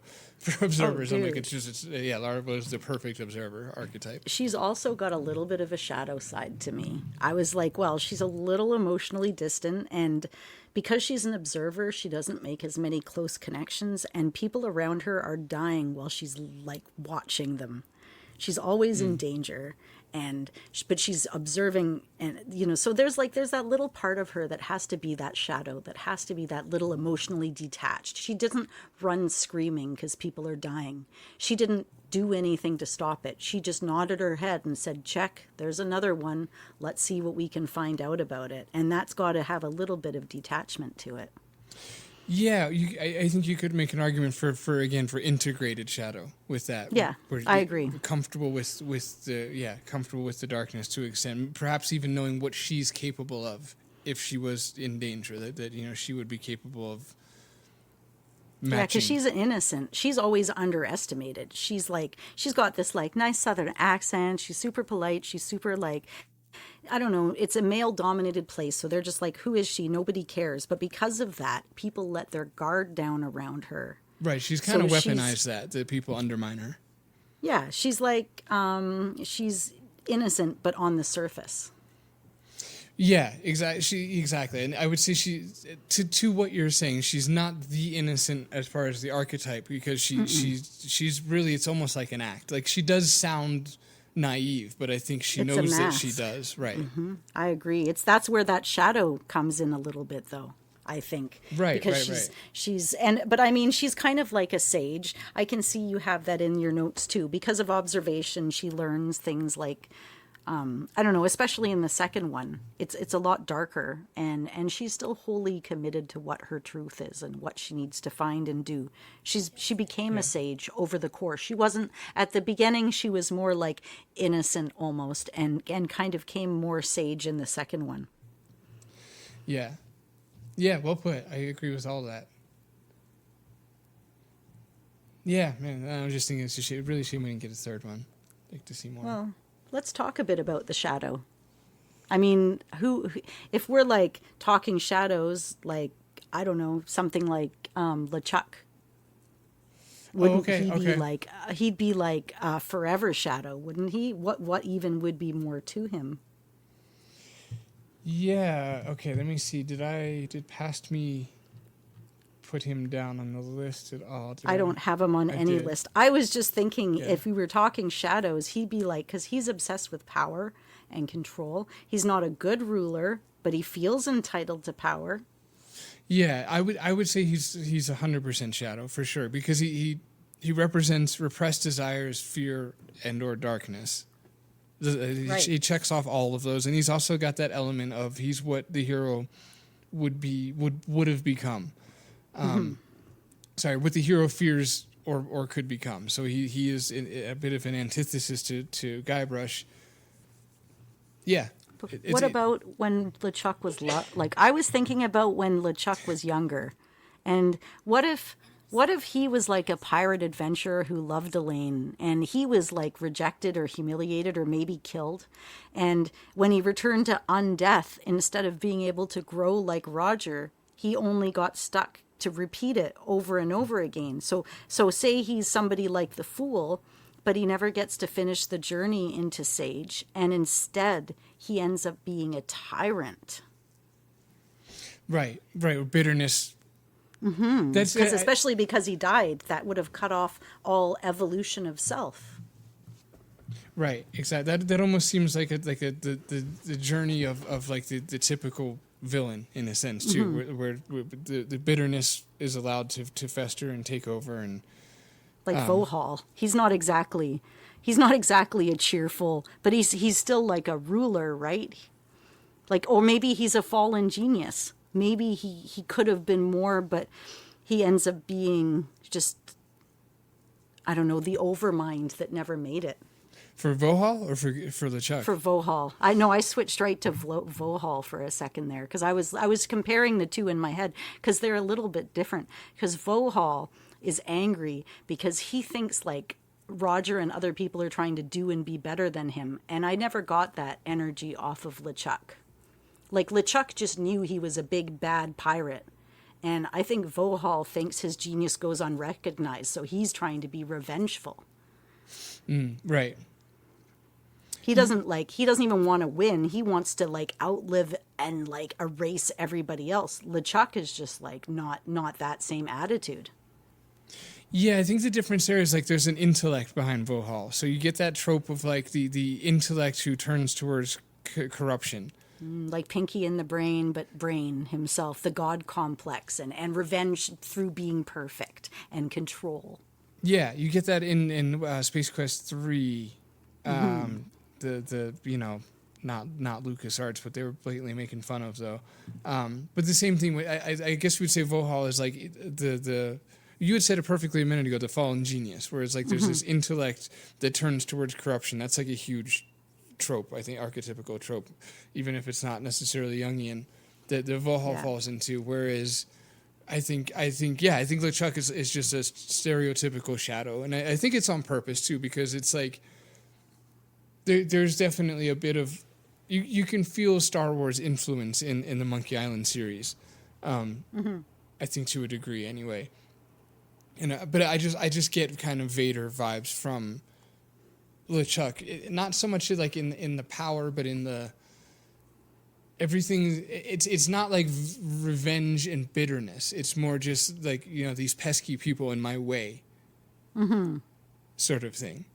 Because I'm always interested in comparing bad guys, and because we've kind of been hitting these games, now you can compare them to somebody like Jesse Baines, which is, again, he's the bad guy, and he's the one that everybody's watching out for, but he's like a predator. He doesn't even have empathy, right? Isn't he he's like the shadow gone unchecked.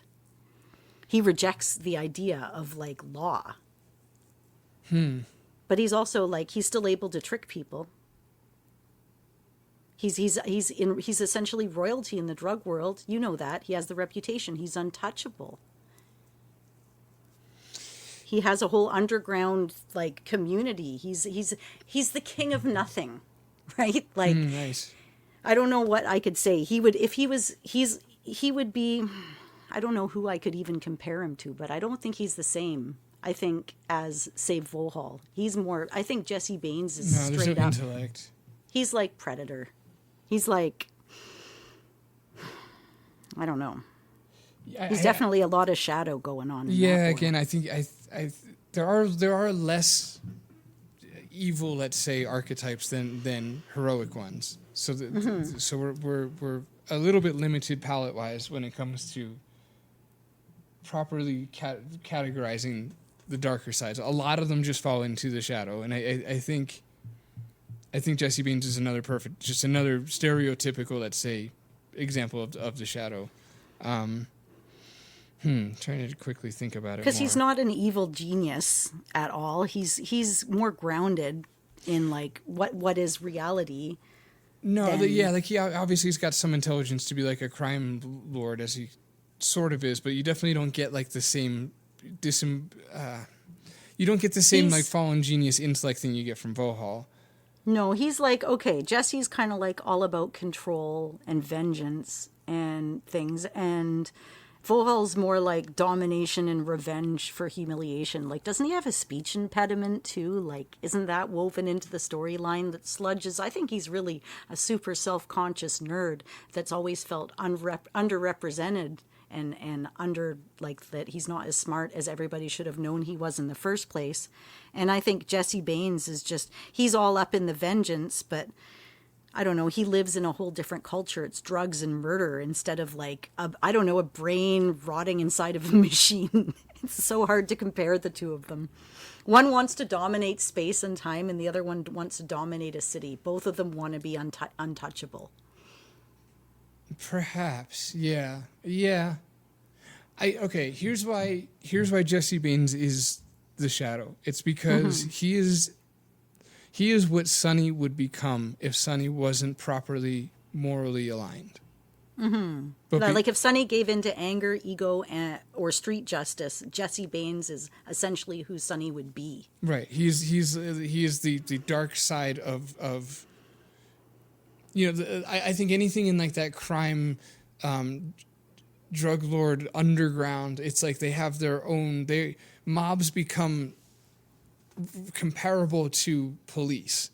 Like they can be very organized and they have a ranking and a hierarchy within the mob, just as there's a hierarchy within the police station. And essentially that they're working in the opposite direction of the police. Their aim is down and the police's aim is high. So I think that Jesse Baines is everything that Sunny would be if Sunny wasn't morally oriented towards the good. Jesse Baines is like the scary predator that's at your door, and he's got a smile, and he's not afraid to die. And Vohal's like, he's like the virus in your bloodstream. Right, he's immortality in a different kind of a way. Jesse Baines is like, shoot me, motherfucker, I dare you. And Vohal is like, he's the opposite. He's like, I'm going to live forever, and I'm going to look down at all of you as you finally understand that I'm rightly where I am and who I should be to you now. Yeah, well, Vohal's just a lot more intellectually oriented than Jesse Baines is. He's a lot smarter than Jesse Baines. Jesse Baines is more psychopathic street thug who's ascended through the ranks, and Vohal is more like embittered fallen genius. So then my question is, if we go outside of the Shadow archetype, what about somebody like Gabriel Knight? Because he's not a typical hero kind of a character. And I know I haven't finished the third one. I've gotten most of the way into the second one, but he's got some interesting traits. By the way, I was just reminded recently that we promised everyone we would do Gabriel Knight 2 again. Yeah, I do. We have to do Gabriel Knight 2. I'm fairly far into the game. Maybe we could aim for that for like Halloween. Yeah, let's do that. That's a good idea. Because he's a lot. I think in every game, he's probably a little bit different. But I mostly, can only give you on the first one. He's definitely a lover.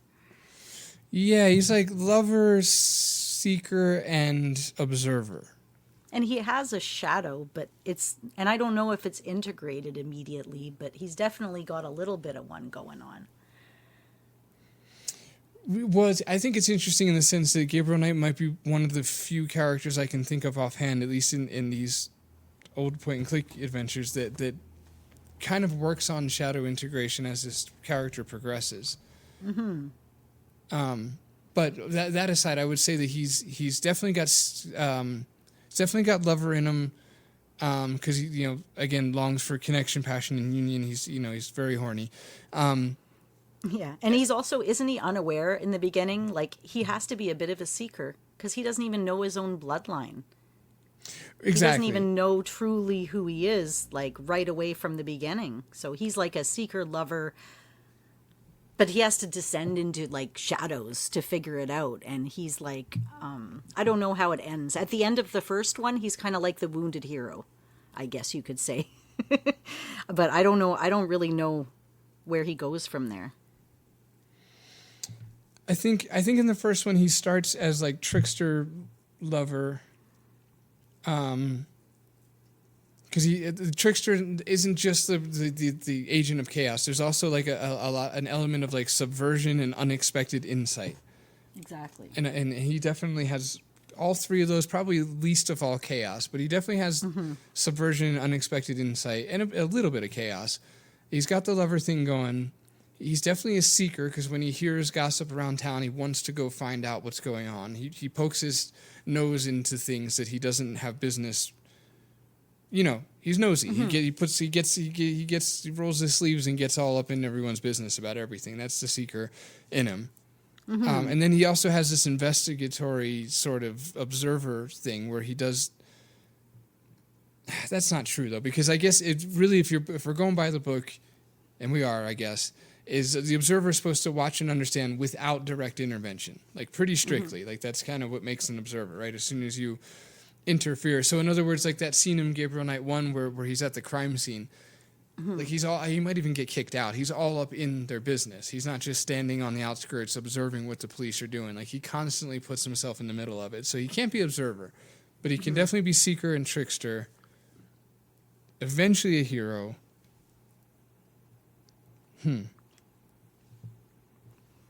Yeah, what say you? Yeah, I would agree. Eventually, like I can't really speak for where he ends up later on because I haven't played the other ones. So, and the interesting part about Beast Within, I think, behind the scenes, like Beast Within is kind of like a belly of the whale moment for Gabriel, like the whole game, because his shadow becomes like personal and psychological and literal in the sense of the werewolf integration there. So the werewolf becomes like the embodiment of the shadow in Gabriel Knight 2. It's like this, animal instinct and rage and desire and stuff like that. Right. Yeah, because he's got pain but purpose by the end of the first one. It's definitely not a settled story by the end of the first one. Yeah, and in the second one, Baron von Glauer is interesting because he's a good example of like an anima. How would you say, like an anima-tinged shadow figure? There is like a certain, I guess I could, That was accidentally pretty spot on with von Glauer. He's like a mentor, but like, I don't know, he's like a shadow mentor or something. He's like, he wasn't always like that. He was a fallen king, right? Because he's lonely and he's controlled and gentle, but it's like what we are is simply better is kind of like, because at the end, I think I must have gotten really far. I think I almost got to the end of the game with the whole werewolves and everything. But anyways, the point is he's like a corrupted ruler almost. Well, what's he's interesting, a king without a kingdom. Right, and there is like the elitism side of him, as you alluded to a second ago, with what we are is better. But I like the notion of because we've been having a hard time placing anima and animus, and I think von Glauer is a really good place for it. I think he is like a shadow using the anima because he has this spirit guide side of him. Like he comes across as almost a spirit guide to Gabriel. Obviously, that in this case the spirit is aiming down and trying to bring you down and into the wrong orientation, but still he has this spirit guide. He's literally kind of a spirit guide to Gabriel in this game, and then there is this kind of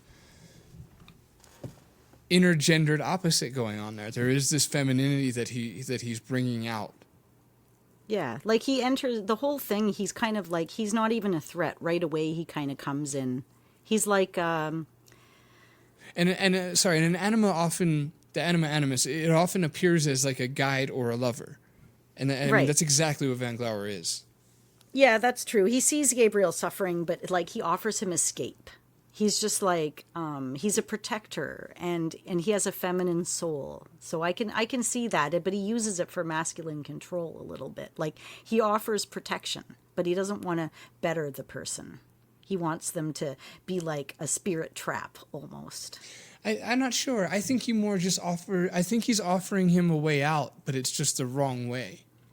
It's just he dies as he's broken. He's an archetype that he was a man who faced his dark mirror, and instead of journeying into it, he almost like turned away. So it was with good intentions, really, but he was like, he's got some issues, right? Mentally, obviously. Maybe it might be interesting to think of the anima animus as the angel and devil on your shoulder trope. And in this case, it would have been the devil.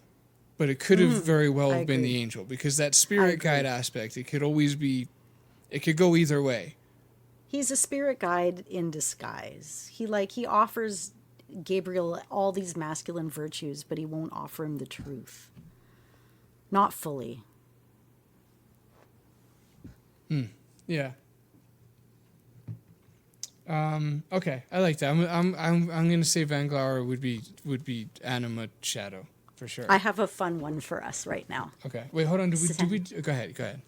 No, I think we've pretty much done most of the main ones, but I really, unless you wanted to, I wanted to hit Sam and Max. I thought they would be kind of fun.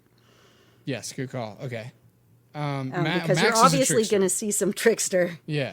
Right. Obviously. But he's like pure trickster. He's like, it's like pushed to the edge compared to like, you've got your straight man or your caregiver, right? Yeah. But he's like the moderator, I think, for Max's shadow. He reigns in the chaos, but he doesn't actively disapprove of it, which is an interesting kind of a dynamic.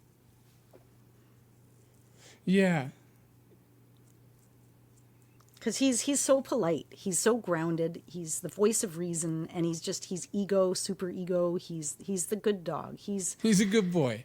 He's a straight man, but he's a trickster. He's funnier than he appears to be, which is what makes it so funny. He thinks he's rational, but reality is almost like bending to him. But like then you've got this thing Max runs on pure impulse. Right? He has no moral filter, and he totally represents like uncontrolled shadows and tricksters and agents of chaos. And I don't know, Max never evolves. He kind of like, what could you say? Max erupts. Nice. And Sam is like, he's all politeness, and he's so conscientious, and he tampers his emotions down. And I think like Max expresses everything always. He's pure like id. He's no filter at all. So it's kind of it's like, what do you have, like the fool and the guide? Do you have the trickster? Do you have like a shadow and a persona? Where do you put it as an archetype pair? For Max, I put it is 100% trickster and nothing else. Mm-hmm. Just pure trickster, I think. Brings chaos, subversion, unexpected insight. Arguably on the last one, but 2 out of 3 ain't bad. And then Sam, I can't give Sam any trickster because I think Sam is order and Max is chaos. So I think Sam is the counterbalance to Max. So I like that. I don't know where to that. put him outside of trickster. I put like Max. Okay, here's my theory that I was kind of playing around with: is Max is Sam's shadow, the impulse and the rage and the chaos. Sam can't even admit that it lives in him. And then Sam is Max's anchor, the only thing that keeps him from literally exploding the whole freaking planet. And they are the psychic self. They're breaking down the whole fourth wall and they're throwing it at somebody. Mm-hmm. It's putting them together, because I think that's the integrated self, Sam and Max together as one. Because if you have either one of those, you're not going to get what you're looking for. But it's like they don't evolve. The world devolves around them as chaos ensues. Right, that's a great way to put it. Right, together they would be one integrated being, but because they're not, then you're left with the fragment of all trickster and all. I don't know. I still don't really know where to put Sam. Mm-hmm. Yeah, I mean, he's a caregiver. He's like a straight man. He's what I said earlier. He kind of like, I think he is a caregiver. He reigns in Max's chaos, but he never fully has a problem with it. So well, it's he's that compassionate. constant. He may lose himself in serving others, and that's what he's of service to others. Yeah, I think so. Kind of like, but in a slightly different way than I don't think you've ever played the Stanley Parable. Mm-hmm. But the narrator is 100%. He's a self-aware observer, but he's kind of like He's the shadow ruler. He's obsessed with control and the illusion of choice. And he rules the whole kingdom and he tricks you. But he's also the overseer. And he has all the knowledge and the wisdom and he knows everything. If you've never played that game, it's really quite a ride. Yeah. Yeah, the whole thing got spoiled for me, so it made me not feel the need to play it. Oh, it doesn't matter if you know. Yeah. It doesn't matter if you know at all. I knew, too, when Jacob got me onto it. I'd seen him played it, so... But yeah, other than that, quickly, I just wanted to hit on Nancy Drew as kind of, I'd put her in the same as Laura Bow, right? And we mentioned at the beginning, she's very methodical. She's very much an innocent. She's very much a seeker. But she's also a bit of a sage, I think. She's got a certain knowledge in her. I don't think she has as much of a shadow. Like, I think she's a bit more sweet and innocent and on the surface, and not as complex, maybe, as Laura Bow. But people that have read all the Nancy Drew books might say, hey, Anna... let me tell you about complexity here. So I'm just talking about the games. Yeah, I just know her as you know, a detective. All I could really say is I would just assign her observer going on what Laura Bow is. I don't know the nuances of her character at all. Hey, what about Rosa? What's her name? Rosa from the Blackwell series. I think her last name is Blackwell, isn't it? Is it? But I don't know. Because I was thinking along the lines of detectives and things, and I don't know how many of them that you've played. All of them. Yes, I've played all of them. Yeah, it's been a long time, but yeah, I think all of them. Yeah, all of them. Because she's a medium, right? She's literally the medium, but she is a seeker through all of it, but and she's a lover, but a lover of the dead. Because I mean, there was not really any romance, but she was devotional, like to Joey, and trust, and I don't know. I think in the end, she kind of ended up integrated herself, and self-sacrifice and other things, but she was almost like a martyr. She totally sacrifices herself all the way through all of it. She was like a conduit to another world. She took what drove other family members crazy and used it to help people, to send them into. Then. She was like, yeah, she's a shaman, for goodness sake. She's pretty darn cool. I don't know. She's special. That's a really special series. We haven't had a talk about that on that show yet, but clearly Paul's going to have to touch up a bit on it before we do. No, I'd be able to. Well. You got it? Yeah, I think so. I think I remember them all pretty well. Did you ever play the last one? I had some issue, and I'm about probably 2 or 3 hours short of finishing the last one. So eventually I'll go back and I'll finish it. Okay. Yeah, when you do that, we could do a series on it. And while you're playing the last one, I'll refresh on all of them and through various YouTube videos. But it's not so bad because we don't need to play a whole bunch of games. We've kind of we actually have intended to do an episode about this game for years. Yeah, but long story short, I'd put her at creator mystic / caregiver. Mm-hmm. Then what about Joey? Just quickly before we leave the series. Because he's the ghost, man. Right? He offers guidance and wisdom, often cryptic. That's exactly Joey. Yeah, that makes sense. He's kind of like, I don't know, he's a bit of that animus thing, I think.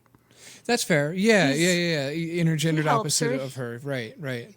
Yeah, he's not a perfect guide, though. He's wounded and trapped, and there's a lot of pain. And it's not like an inner masculine that's flawless. He's totally caught between the worlds. Yeah, and it doesn't have to be, right, to embody the archetype. That reminds me, too, I think Grace Nakamura is a good example of anima as well. Because she seems to be... that's a good one, actually. She seems to be almost a gendered opposite in a sense of, she kind of matches Gabriel, wit-wise, like hit for hit. She's able to spar with him.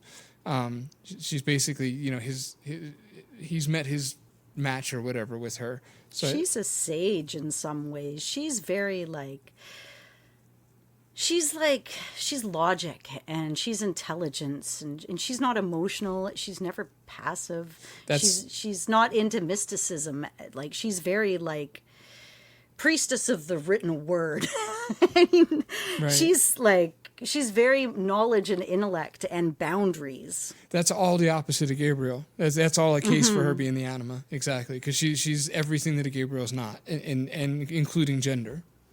Exactly. She's restrained and he's impulsive. She guards the gate though. She refuses to fully open herself up unless he opens up. She holds those lines to him all the way through. Yeah. But I don't know. She changes. I haven't played the third one. I only know kind of the first one, so I don't know what she ends up like. Well, I think another interesting element to this that we haven't mentioned, but we've kind of run into a few times and just kind of plowed through it, is if the character was the main character in the story, then their archetype would probably change. Like if we were to do let's say a pseudo psychological breakdown of Grace, then I don't think she is more than just the anima to Gabriel. But as far as her role in the Gabriel Knight series, she's the anima to Gabriel, and that's it. Because she isn't the main character. She doesn't get character development that Gabriel gets. She is a supporting role, in other words. But if we were to isolate her and just take her apart, I think we would come up with other things than anima. But for the sake of serving the story that she's in, she's just the anima to Gabriel. Yeah, because it's Gabriel's story, not either hers. you have to know yourself or you're going to lose me entirely, kind of, is what she's saying to him. Right, like all the way through. Because she doesn't have time for any of his nonsense. And she's almost like mystic in her wisdom. She becomes a representation of what he needs to become to be worthy of her, which is the same thing that Nala does to Simba. Like when Nala catches Simba playing with Pumbaa and Timon, and she's just like, what? Like, this is what you've become? She's disgusted by him, by his adolescence and his inability to face responsibility. And she kind of slowly flaunts and teases him and lures him into becoming the man that he could be by saying, hey, you could have this if you got your shit together. And I think that Grace is doing the same thing for Gabriel to a degree. Yeah, I like that. All right, let's do 2 more. Sure. Well, then I'm just going to quickly jump in one that you don't know, but an interesting study, I think, to me would be Katrina from the Quest for Glory series, because you've got Arena, and she's the embodiment of good, and you've got Katrina from the fourth one, and she's like the dark shadow lover, the dark anima. She's erotic, and she lures us into the underworld, but she doesn't want to destroy you. She wants to awaken you to the true power within yourself, which is interesting because even though she is the evil, almost the bad guy in Quest for Glory 4, and she's like a wounded queen, it is later on she becomes a redemption in a way, but you can choose to save her and even marry her. But you're not even technically saving her. You're giving her the opportunity to live out what happens with you, like transformation through love. And then she can become somebody that can finally be seen. But she's not saved. Someone saw her as more than a monster, and it becomes like she's not even a trophy. It's like a mutual transformation with her. And, for you to save her, you have to not save Arena, who's the true embodiment of good in the end of it. So you're literally saving Katrina from the depths of hell. So it's kind of an interesting journey with a character arc that can change depending on what you can do. Right. Quest for Glory, it's, the hero in general is interesting because he's not necessarily the hero. It just depends. It depends largely on what you decide to do with him. It's true. And I mean, the fact that he is you, which is why he has no name and no identity, also makes it kind of a neat idea. Because in all of the other ones, the hero is you. You're Roger. You're Guybrush. You're Rosella. You're Alexander. But in Quest for Glory, you're you. You're the hero. Yeah. So and like, how do you understand how to integrate, or where does your personality end and the character's personality begin? And a lot of that is in how you choose to play the game, because you can be the trickster, you can be the thief, you can be the fighter, you can be the magic user, you can be the paladin, and you can change who you are and how you represent all the way through that series every single time you play.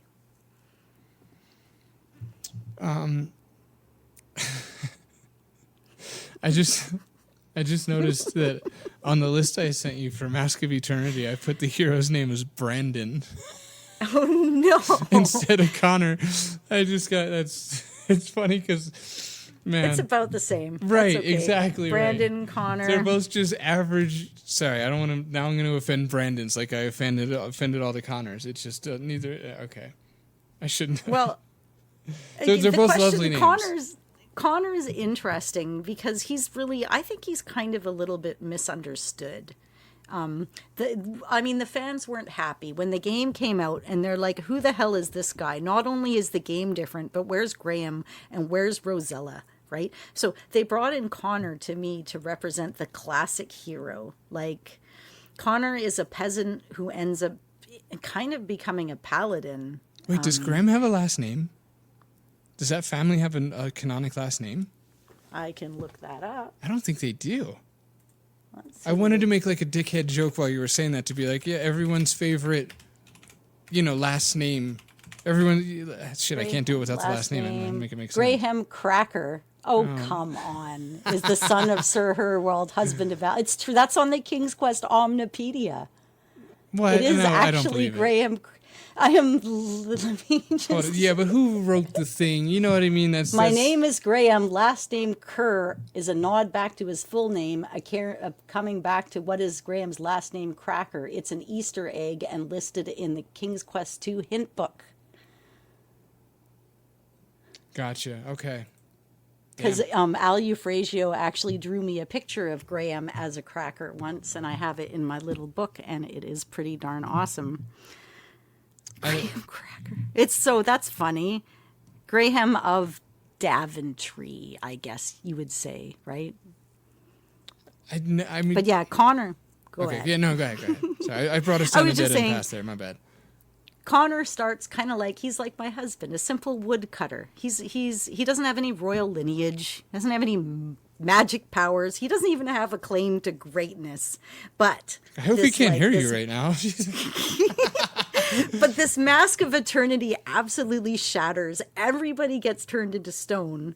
And he's literally just not turned into stone. He touches a piece of the mask and becomes the one destined to restore it. So in a way, he kind of gets hit in the way that Roger Wilco does. I've touched the thing. I have to restore it. This is like folklore, right? It's an ordinary person and he's put into crisis and he has to rise to the task because nobody else can and will. He's almost like a fool stepping into the hero's path, but he ends up, becoming a paladin, right? He faces darkness and he's a humble guy and he restores the world. He becomes a world builder. It's a mythic thing, right? A reluctant hero, I guess. A silent hero, or maybe a knight, but he doesn't have any ego. He's like a peasant hero. Has nothing, just a heart and a task to me. He's kind of like, or maybe a paladin. Just hero then. Yeah, I mean, if we're ego, using the established archetypes, that would just be hero. Because I think most heroes, let's say on the hero's journey, they start out as peasants and average Joes and stuff like that. That's the most common, I think, archetypical hero, right? Is somebody relatable that starts out as just an everyday dude or girl. Yeah, and then he's like a fool, but he becomes like a hero or a knight, and he doesn't even want to rule. He just wants to restore. Like, he doesn't even have any flair, but that's okay. That's super pure. I mean, as far as archetype goes, Sierra was pretty much right on the ball with this one. Yeah, I mean, as most of them are most of the time, because that's like the fallback story, especially a hero's journey. Like our beloved Gold Rush is another, just plain old hero's journey. Gerard leaves what's comfortable voluntarily to seek adventure, and he has ups and downs, and then he returns back home with what he gained on his adventure, which in this case would be wisdom and gold.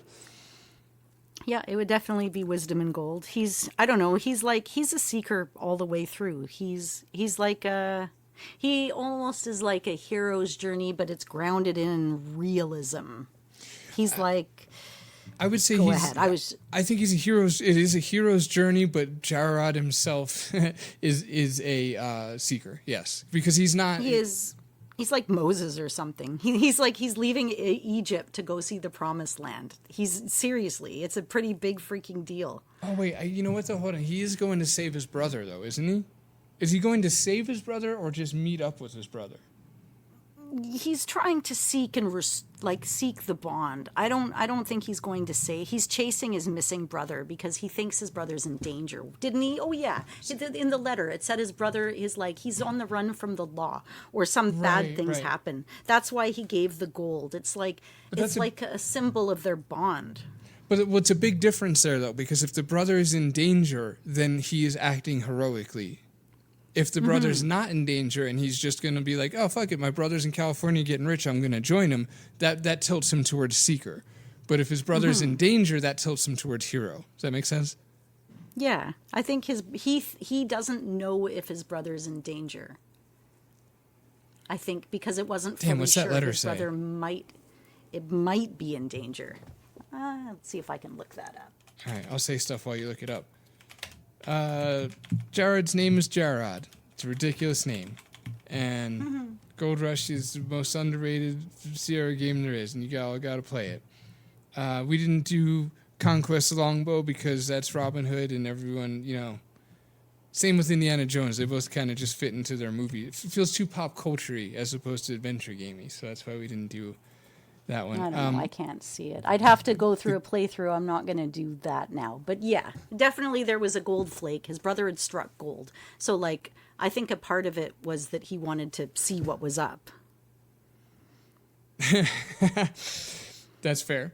Yeah, dang it. All right, let's just leave it then, because I think the difference is made in whether or not his brother was in danger, right? Because if he goes.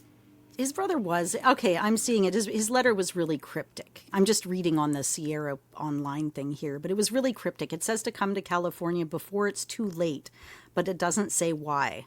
That sounds like for gold. Yeah, so he's like, Jake wasn't about to die, but he was in the kind of danger that matters of being lost in time, never being found. Wait, what says that? Are you riffing or does it say that? I'm riffing off the Sierra chest stuff here, but... Because if it's... Is there any implication in the game that he's in danger? Yes, he wasn't in danger or in depth of pursuit, but because his letter was so cryptic, I think it led him to believe, Jared to believe that he could have been in danger. Because I think it was phrased that way, like emotional, if nothing else, emotional danger, I guess. See, but I don't, because I kind of hear that as like, hey, we're in the middle of a gold rush. If you don't get out here soon, there'll be no more gold. So in other words, I feel like it can be interpreted without any danger at all. If it just means like, hey, come out here soon before there's no gold left, and that there's no danger there. That's more just a selfish for your own gain. There's no get evidence. I'm just referencing it on here. No, there was the only danger was being a fugitive, maybe because of false accusations, or living in exile, or being forgotten and separated from his brother. So the danger is kind of like... That's danger along the way, though, right? Yeah, I don't think he really thought that there was... I think he kind of thought that there would be gold potentially. Right. Like the danger is if you don't get out here soon, you won't get any gold. Yeah, like his brother wouldn't die, but he might lose his brother from his life forever if he doesn't act. Yeah, that's not heroic, though. No, I don't think it's heroic. So I think that puts him as seeker then. Yeah, I think so too. Man, this was supposed to be a really quick example, and it's there's a lot of depth in these simple little games, and I mean a lot of this is me spinning off the top of my head. So feel free to listen to this and say she doesn't know what she's talking about, but I don't know. I think it's fun to play around with the different ideas. Here's two more before we go. Bobbin Threadbare. I want to mention him because I think Bobbin's a really good example of both a mystic and an orphan, and I feel like both of those categories were underrepresented here in the adventure game portion of the show. Like, we didn't have a lot of orphans, and I don't think we had any orphans, and we didn't have many mystics, and I think Bobbin is exactly both of them. So, orphan, he's like an orphan seer. He is the chosen one. Really, isn't he? I mean, he was raised by the great loom himself. Right. No other human was ever even allowed to raise him after his birth mom died. He was entirely out. I'm sorry, I've only played this in the last year or two, so it sticks in my head. But it just all of a sudden the loom speaks, right? Like, what was he, a teenager at the time, right? So he's like, he's a seer, like a seeker, right? He's an orphan. But he's also the seer seeker. That would be the mystic, right? The archetypically speaking. So that would be like the seeks truth and meaning, detached from material concerns. I guess there is. The definition doesn't really get into the mystic side of it, but I think the mystic side of it is what you're touching on with as far as like seeker and the other worldly elements about it, like the magical elements. He doesn't even want power. He doesn't even want glory. He just wants to know why he's different and what's broken in the world. It's not even conquest. It's like healing and sacrifice. Like, think about the end of the end, right? He essentially unmakes death itself. And yeah. He gets a small child wild, killed. Man. Yeah, he does. He really does, yeah. He sacrifices, and gosh, there's a lot of symbolism in that too. I mean, if you're thinking about swans, the staff, like the unweaving of death itself. And Creator Mystic is perfect for him because he's working with, let's say, mystic arts, and he creates with his staff. Like that's essentially what he's doing with the staff is creating, and then innocent orphan in that he starts out abandoned and matures through hardship. I love that. Yeah, exactly. He matures through the hardship. He doesn't even fight the evil. He witnesses it, he understands it, and then he rewrites the whole world with what he learns in his music. He's not even like a warrior. He's like reweaving all of existence into something that's more whole than it was before. That's pretty epic. But he doesn't technically change. Like, he doesn't grow and learn in some ways, but other ways he does. He's got big dick energy, that's for sure. Big dick. Last one. Energy. Last one is Larry Laffer. Because that's a good one. Yeah, he's such an outlier compared to the rest. So for this one, there's an archetype that isn't Jungian that I wanted to mention in this episode at some point, and that's where this is going to happen in. So I kind of made this one up, but I'm not like the first to observe it or anything like that. It's a thing. It just doesn't have a name, so I gave it its most obvious, the name that it should or would have, which would be like the Peter Pan archetype, and an example of the Peter Pan archetype would be Peter Pan, but would also be like perhaps Ferris Bueller. It's somebody who refuses to grow up, and they cling to freedom or irresponsibility. Sorry, they cling to like youth or freedom or hedonism or their way of life, and end irresponsibility. But essentially, right? He's the Peter Pan element is like refusing to grow up. Is wanting to not answer the call to responsibility and stay a kid forever. And I think Peter Pan's the best example of that because, well, there's a cost to that, and the cost is Wendy grows up and marries someone else. Because he refused to mature emotionally. He avoided responsibility and depth. He lived in fantasy, and he's charming, but he's like super naive, and he's surrounded by women who mother. Yeah, and it's like it's almost easy to forget that element of the movie, but like he doesn't get the girl. The girl grows up and moves on without him and marries a real man, let's say, and Peter stays a child with Tinkerbell, who's the problem with Tinkerbell is that she's not real. She's not a real girl. So he's clinging to delusions of adolescence instead of growing up and facing responsibility.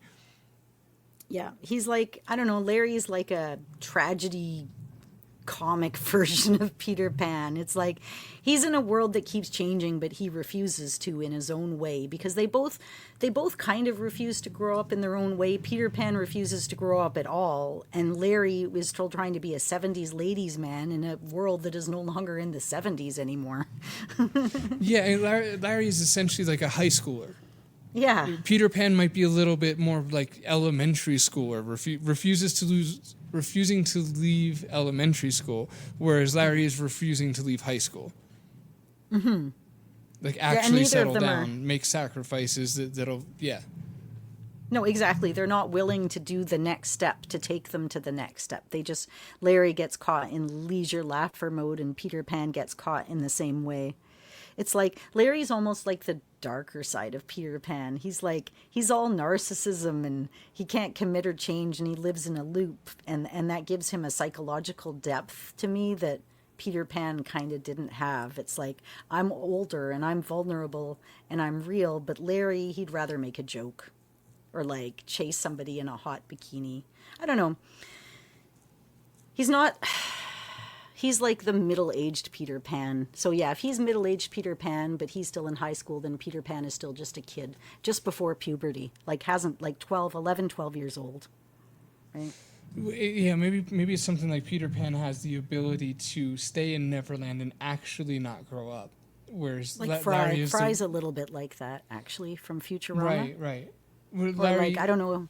Go ahead. Larry's actually in the real world, and he's like a gritty example of how Peter Pan would play out if you couldn't stay in Neverhood. That's a good point. I like that. Or like, I don't know, BoJack. I don't know if you've ever seen BoJack, but it is one of the best shows probably ever in existence. But it's kind of like that same kind of attitude or idea. Like, you know, the guy you can always call to party and drink a beer with, even though it's 3 p.m. on a Thursday?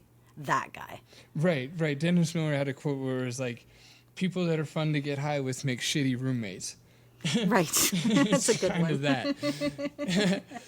I love it. But yeah, that's what it, because Peter Pan, you have to abstract yourself what it might look like for an actual person to do what Peter Pan did. And I think that abstraction looks like Larry. Where it's just really sad and kind of hard to look at. Like, dude, come on. Everybody else is kind of like, you know, kind of grew up at some point, and he's which is interesting about Peter Pan. The reason that the alligator is constantly chasing Hook with the clock in his belly is because the clock is a reminder of death, and so Peter Pan sees Captain Hook as everything that he doesn't want to become, which is like the embodiment of. It was obviously a poor representation of it, but you know, this embodiment of adulthood and facing responsibility. He was like, why would I want anything to do with any of that? And because he's watching Hook being constantly chased around by the fear of death, by the clock ticking that comes for everybody. And he's just like, I think I'm just going to stay here and avoid that whole thing. So much symbolism. Which is interesting. But anyway, Larry is, I think, what would happen if there wasn't Neverhood and you had to step out of that realm and allow gravity to aid you, and you're still just chasing women around like it's 10th grade. And that's true. Yeah. Because he was living with his mom before his adventure started, right? Like, he literally moved away from his mom's house and was like, I'm off into the world. So all right, we're gonna stop. We have more, but we're gonna stop. we didn't mean to get carried away in the beginning there with all the pop culture stuff, but it was fun. Hopefully you guys had fun too. I think, at least for me, the podcasts that I listen to, I end up just wanting to hear what the hosts have to say, and it stops being about the actual topic at some point. Hopefully that's happened to you. If this was your first episode, then it was probably your last. Fair enough. Just like, this isn't an adventure game at all. But that's it. I'm going to hand over to Anna to do the end. I just want to do a quick shout out to Robin Sparks. Thank you very much for sending us the email about we put out a call to action looking for buses in Sierra games, and Robin came back with there's a Volkswagen bus in Gabriel Knight, which was it's like, Robin. Yeah, that was really cool. We still can't find that full bus. Like, that is technically a bus, right? I think that even the name of the Volkswagen bus was bus. And it's the second one in Sierra. Fun fact, there's a VW bus in Manhunter too, I believe. No, that's a trolley. It's in one of them. Yeah, it's a trolley. Yeah, you're right. Where's the Volkswagen bus? There's another one. I think there might be one in a Manhunter too. I don't know. A few people responded. I wanted to say a shout out to Helen for really putting the work in to research it, scrubbing through all sorts of games and playthroughs. There was one in Gabriel Knight, I think you found, and various other sort of almost buses. So thank you for being awesome. I really appreciate you. Yeah, that was, and also shout out to Michael Locke too, who we're gonna have on the show in the future for an episode or 3. And Michael, if you're still listening at this point, I'm gonna email you back soon. You'll see. I'm a week or 2 behind on that, but I gotta get him back. But Not yeah, really one of Paul's strong suits, but No. he shows up right here with me every other week, and you get to hear what he has to say, even if he doesn't respond. Okay, do the But he thing. will. Okay, do the thing. Yeah, so thank you, Patreoners. This show really would not happen without you. So thank you for making it possible for us to continue to do what we have a lot of fun doing. So Gareth, Mick, Christopher, Brian, Chapman, Jeffrey, Mark, and Yanis, or Ian, and everybody else, also Tim. Thank you so much for being a part of the Patreon. I'm going to take a quick mention to just say everybody else that's there, no matter what level you're at or what tier you're at, or even if you're just following because you want to hear the updates and see what's going on, all of that really motivates us to keep doing this. So Yeah. find Thank us. thank you to everybody, and thank you also to Ian for playing the Phantom Fellows and posting about it. That was super dope. Yay. Yeah, we've gotten some wonderful reviews and really appreciate those coming in. I don't know how some people get to those gigantic big numbers, and so at this point everyone matters and always will. So thank you. Even just a few words is great. So yeah, definitely pick up the Phantom Fellows if you haven't yet. If you listen to this show and you haven't yet, then you probably will want to. It's a lot of fun, and you can even go back and find the episode where we talk about the creative ideas behind it and sort of some of the behind the scenes. Otherwise, you can find us out there on Twitter. Did you know, Anna, that episode is in the goodies and extras on GOG when they download the. When they download the, on GOG you can download little goodies. It gives like wallpapers and shit like that. I put that episode in there. That's amazing, actually. It's No, I adorable, did not know that. That is super adorable. You can find the Phantom Fellows on GOG and also on Itch, on Fireflower, on Steam. You can Google it up. There's some, there's avenues out there. Mac You'll App find Store. it. It's new on the Mac App Store. So. Yep, go find it. Not on the Android App Store yet, but that's okay. He wanted to learn how to play it on a fruit before he learned how to play it on a household building material. Man, you have no idea, guys, how determined she is to make this fruit apple joke work. It's constant. The amount of times I've been told apples don't have windows in them is just you would not believe it. So yes, say hi. We're on Twitter at CGG Podcast and at the Phantom Fellows. We're also on Blue Sky, so I know that's the cool place to be, and I'd love to meet you all there. So come up and find us. We're there as the Classic Gamers Guild, and we're also there as Phantom Fellows. We're trying to be there. We're trying our best. It's a good really start. demotivating. We've spent a lot of time working our way up to almost 4,000 followers on Twitter, and then everyone's like, bye. And now we have 4D twallowers on Blue Sky, and it's just like, what's the point? We're here, though. So definitely send us an email, mail@cggpodcast.com, join Patreon, as I mentioned, and jump onto Facebook. We're a page, we're a group, we can talk about the stuff. We're on Instagram and YouTube, and that's all the words I have. Yes. So thanks for being a friend. I thought that would maybe every now and then it's like maybe that'll be the new thing, but instead it's just don't do a murder.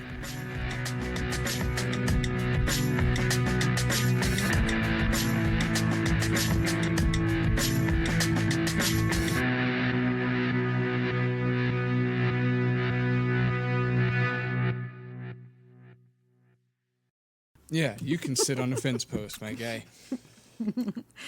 Let it just slide in. That's what I'd say if you knew Quest for Glory. I'd say sit on a fence post, and one day I'll bring you a hat or a gem. That's the skull, and you have to bring it a gem, or in a later game. Look, I know who Murray is, okay? It's not Murray.